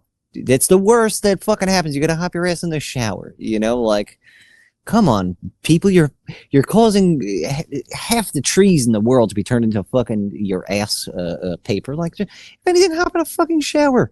The shower is not going to stop working during. Flak. You can't mix them up. Man, you can't mix. I'm not talking about pooping. You can't mix up the pipes. Okay, it just doesn't work that way. But yes, it was. But it was did you rather notice silly. too? Like this is what I noticed big time because like I'm thin enough that I don't have to worry about eating healthy all the fucking time, right? Like I do have to worry about like high blood pressure and sugar and things, but like I don't have to worry about weight fluctuation. So like I'm not one of those people that like counts every calorie and like so when the news like every single day 10 to 15 minutes is health shaming you, right? Like you're not eating enough vegetables. The doctors say this causes Most cancer, people right? aren't. Well, now COVID hits, right? And everyone's sitting on their ass and they don't want to make their own food. Everyone's ordering shit out.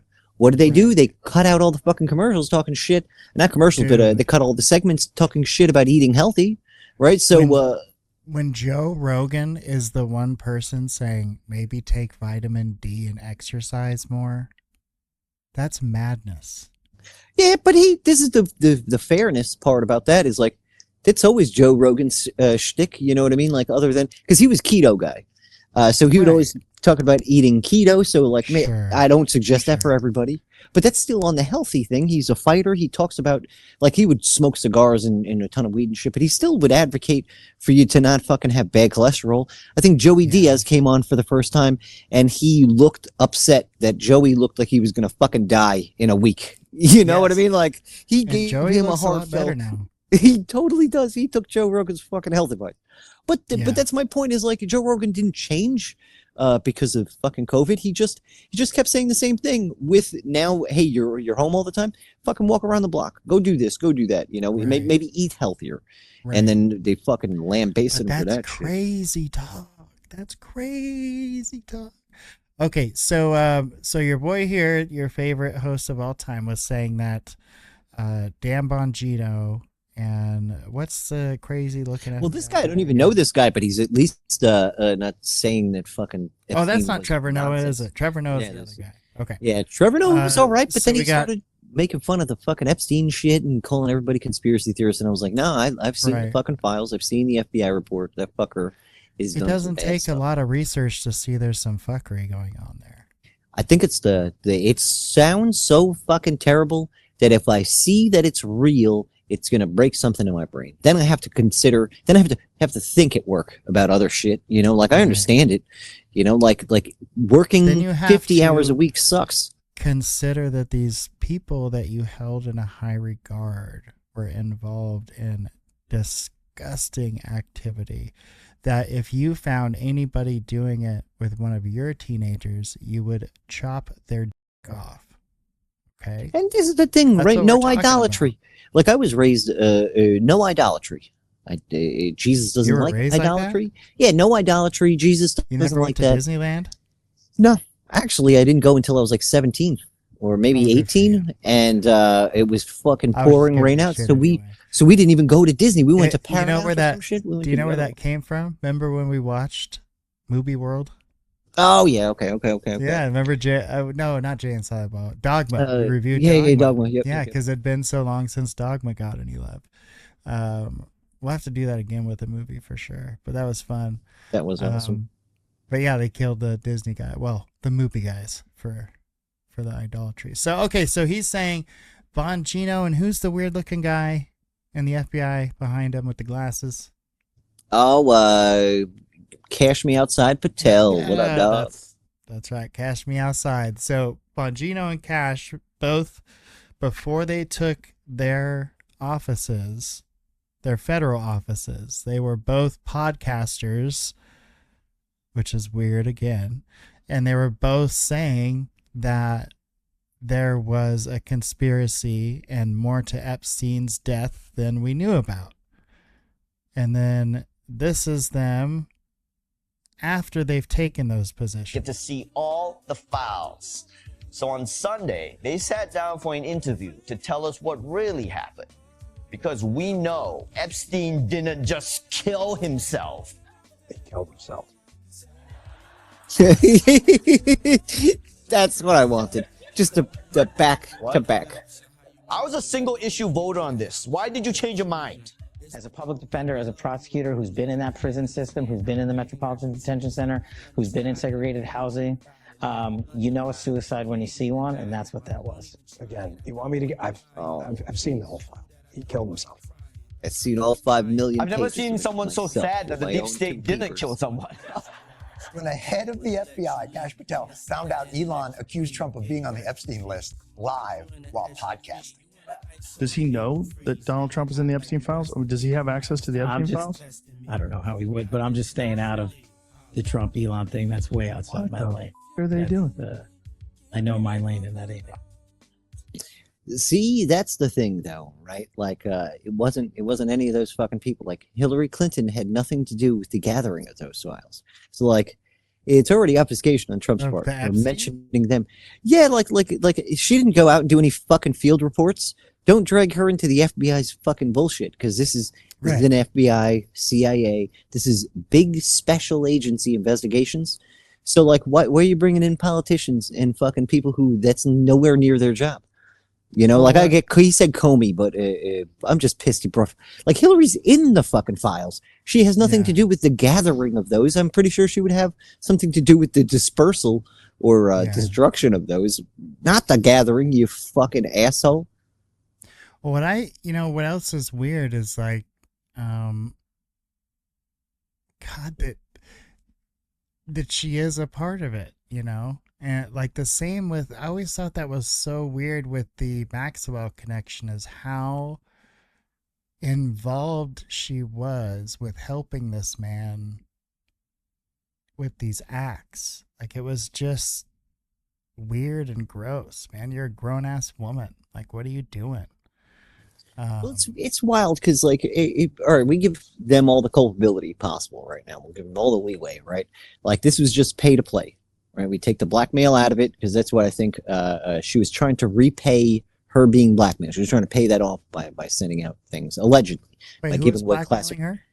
Epstein.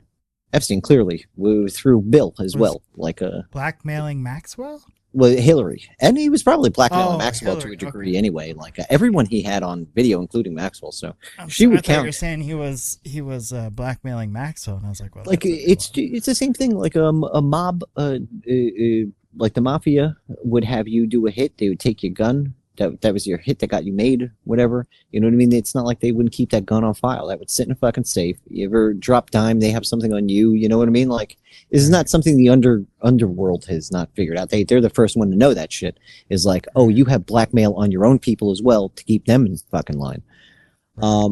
So I think it was a bit of that. You know, like we ignore all that, and this is a pay to play, right? Epstein helped start the Clinton Foundation, showed them how to wash the money, although I'm pretty sure they knew how to do it through their cocaine days, but showed them how to wash the money. And like, that's kind of where it was. Like, I just don't understand how people ignore, like, her saying that shit with her mouth, and same thing with Epstein. Like, they both, on both ends of that, said like, oh yeah, no, I've had my, like, started fucking Clinton Foundation. Right. You know? Yeah, going all the way back to Mena, right? And here we are. I mean, what has it been? 40 years? 40 plus years? Yeah. And here they are, embroiled in yet another scandal. They are literally both looking at contempt charges tomorrow for not wanting to testify at this Epstein deposition. And the argument is, look, we've said everything we've needed to say. The old General Akbar, it's a trap. But at the same time, like, dude, why wouldn't you want, you know what? I do know why, because they're going to go and they're going to have to sit there and listen to these Republican senators and House members talk a bunch of shit about him and then ask him like one question. Oh, true, dude. Because that's what happens. They don't want to have to go through their own humiliation ritual that they probably forced dozens of others to go through. So many. Because now think she's already now like she hasn't gone and done one of these since like she was caught complaining about her fucking losing so many times. It's been a like, long time. So that makes, I didn't even think of that. Like, she just won't want to have to be told to her face what people think about her. You know, Neither of them do. she's had the power to prevent that. And like, if you did tell her she'd make your fucking life hell, she probably still could do that, but not from the seat that she was doing it beforehand. Right. But this no, is the they're thing, right? surrounded by yes men, you know? Like well, not that group, not that committee that's going to be questioning her for the subpoena, but like, you had FBI go in and question Maxwell, and it was the easiest interview possible. Like, she looked like she was happy during that, you know? Well, she was happy. She was going to get to federal prison and get her puppy dog visits. I can't see how Clinton wouldn't feel the same, you know, like they've got enough clout and blackmail on enough people. I'm pretty sure that would be a softball interview, except for what you just mentioned, where like they'll still have to hear people's opinions of them, you know, where that would if I were queen, I would not want to have to hear my servants come and tell me how shit they think I am, you know. Yeah, unfortunately, bro, I've spent enough time watching hearings in my lifetime to know what would happen is they would come in, a Republican member of House or member of the Senate would get on the platform. They would talk about how Hillary and Bill were the most evil person for 6 of their 7 minutes, and then use that 7th minute to ask a question like, do you like bingo? You know, because the whole point is to get on camera saying the worst things you can about that person. Oh, man, yeah. That's a part of the reason why I watch some of those What things. more can they say about it? They've already said everything. Well, fifth, it's not like they can force answers out of their mouths. They could just claim fifth, you know, like or lie. They could lie. They could just. That's my whole thing, is they could just lie easy. They've done it their whole careers. You know, like Hillary has straight up said fucking lies to everyone's face, and it was easy for her. Yes. So I don't know what she's like. There's also nothing in there has come up about her. Maybe a couple more things about Bill, but like we didn't get her and Huma Abedin having a pillow fight in a fucking island. We did not get that. So what is she running from other than opinions? Well, you really think they were paying her $450,000 for a speech at Chase? Oh yeah, 100%. Because she's that well of an orator. No, she's that's how you gain okay. So that goes right in the purse strings, right? It goes under gift. And it goes right into political influence immediately, like because she was doing that with Bill, where it would get meetings with him, you know. So like you go do that, she comes speak at your thing, then suddenly the head of the bank is now in an office alone with Bill, talking about God knows what, you know, and that all it cost you was $100,000, you know. Because we just kind of scratched the surface as far as what was going on in Mena. You know, about the allegations of all of them basically partying like it's Studio 54 down there, using all this coke that was flowing through this airport in this area. Now, how much of that Bill and Hillary Clinton were a part of, I don't know, but we think that they might have been aware of it at the very least, right? Yep, and then you could. This is what I'm trying to do. Like, why it's kind of taking us a little long, but like I'm trying to, so we have the one dog of Hillary Clinton and Bill back in Mena days, and we have the other dog of the shit they're going through today, right? So I'm trying to where we talk about something they're accused of back then, where they're also still now being accused of similar things today, right? So, just keep it relevant, you know, like just because I feel like that's the hardest part to do is with a timeline thing is make sure everyone's refreshed on what's going on today, you know. If you look at it, that's what kind of got him in the hot seat with Lewinsky, his refusal to say anything about it. And then when he did finally say something about it, it got him in hot water because it might not have been the whole truth, right? Or clearly it wasn't the whole truth. And here they are again saying, we're not going to talk about this Epstein thing. Now, do they finally give way to this go in, testify, and shoot themselves in the foot this time too. Who knows? You have to update me. What happened there with Erica Kirk? Oh, nah, she's like, all right, so she's in mourning right now, but she's coming out to like fucking WWF style fucking firework display shows, right? And now, about 8 or 9 months ago, this is within the year of him passing, but Charlie Kirk had openly stated that Nicki Minaj and rap groups like that, Megan Thee Stallion, they're not good role models for girls, especially teenage girls that are growing up thinking this shit is cool. Because I believe it was either Nicki Minaj or might have been the other one, very similar raps. But he was saying that they're very bad role models for teenage women, especially since the one that I'm talking about, she started out as a stripper.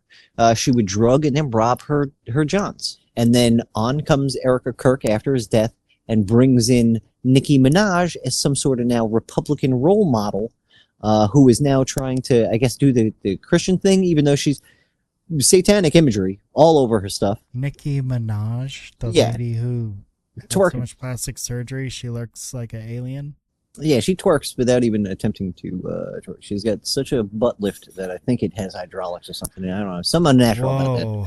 Not to be judgy, I'm just saying, like, I remember seeing her, I don't remember what the movie was, but I remember thinking, oh my God, like, that's too much. It's too much. Oh, here's her sponsor for the night, Numi, the health loss supplement sponsored by the girl from Bridesmaids, the blonde big chick with the tequila worm tattooed on her back. Right. I'm not taking religious advice from Nicki Minaj, just like I'm not taking health advice from the fucking the joke of a chick that was in Bridesmaids. You know what I mean? Like she's overweight, very much so overweight, and she's going to give health advice for a commercial for. Like, no, it's just nuts. Like, I'm tired of hearing people say things and then acting the exact opposite. You know, like, all right, did you, after me telling you to like, hey, advising you against just not even advising against, but being like, hey, tread lightly with the shit, with the Onane thing. Like, just tread lightly, understand it, like, this is an ongoing investigation, number one, so all the players are still probably pretty fucking active. And B, that's why I stayed out of it. Yeah, it's a serious subject that just talking about some of that stuff can get you demonetized and taken off YouTube. So, like, there were two things on my guilt to even telling you about that subject. So I needed that disclaimer to go out with you. So, like, as a friend of yours, you go end up fucking missing. I don't feel like I caused that. You know, like, right. Like, but this is also me not going around now and like clout chasing my own shit, right? To where I get you to shut up and then I go and talk about it in every other space. Never done that. I kept my mouth shut too because I like safety. You know, like if it comes up, if it comes up in conversation, I don't shy away from it. But you don't see me making any fucking spaces about it. Like I'm gonna leave that shit well the fuck enough alone because I can't handle like There's like so much stuff I can spend the energy on, you know, and although I do think that that does need to be looked, it's not me that's gonna do it. Sorry. You've got a family, bud. I'm single. I don't have any children. I don't have a spouse to worry about. You know, like what? And I'm fucking scared off. You're gonna look into it more? No. I'm just saying I don't, and I'm still worried about, you know, like reprisals. You know, and it only affects me.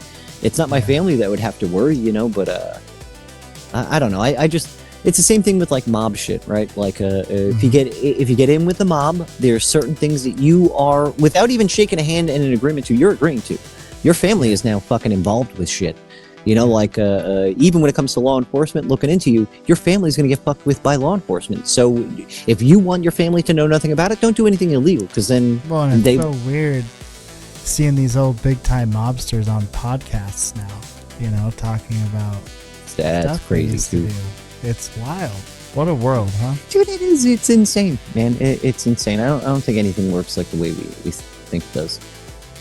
Yeah, you know? Yeah. I think. Well, hey, you know who told us that? Matthew Brown said that quite a long time ago. He's right on. And a lot of other people have said that too. Like, I do remember him saying that, and it's stuck in kind of a weird way, because it was like, what are we talking about? Craft recoveries, or are we talking about, you know, a global cabal that controls everything? And it sounded like he was talking about both. So You know, and again, it makes you wonder, the Clintons, do you get to a certain level, a certain status where you get entry and you're pretty much untouchable after that? I think it's also like there's something to that, like screwing your way, not like literally screwing your way to the top, but like you screw up so bad you get a raise type of thing. I think that like you fuck up on something, you show how you can just sweep it under the rug, and they're like, okay, this is a good old guy. You know, we can bring him up the ladder because he's gonna keep his mouth shut with other things. Because now they kind of got something on you, yeah.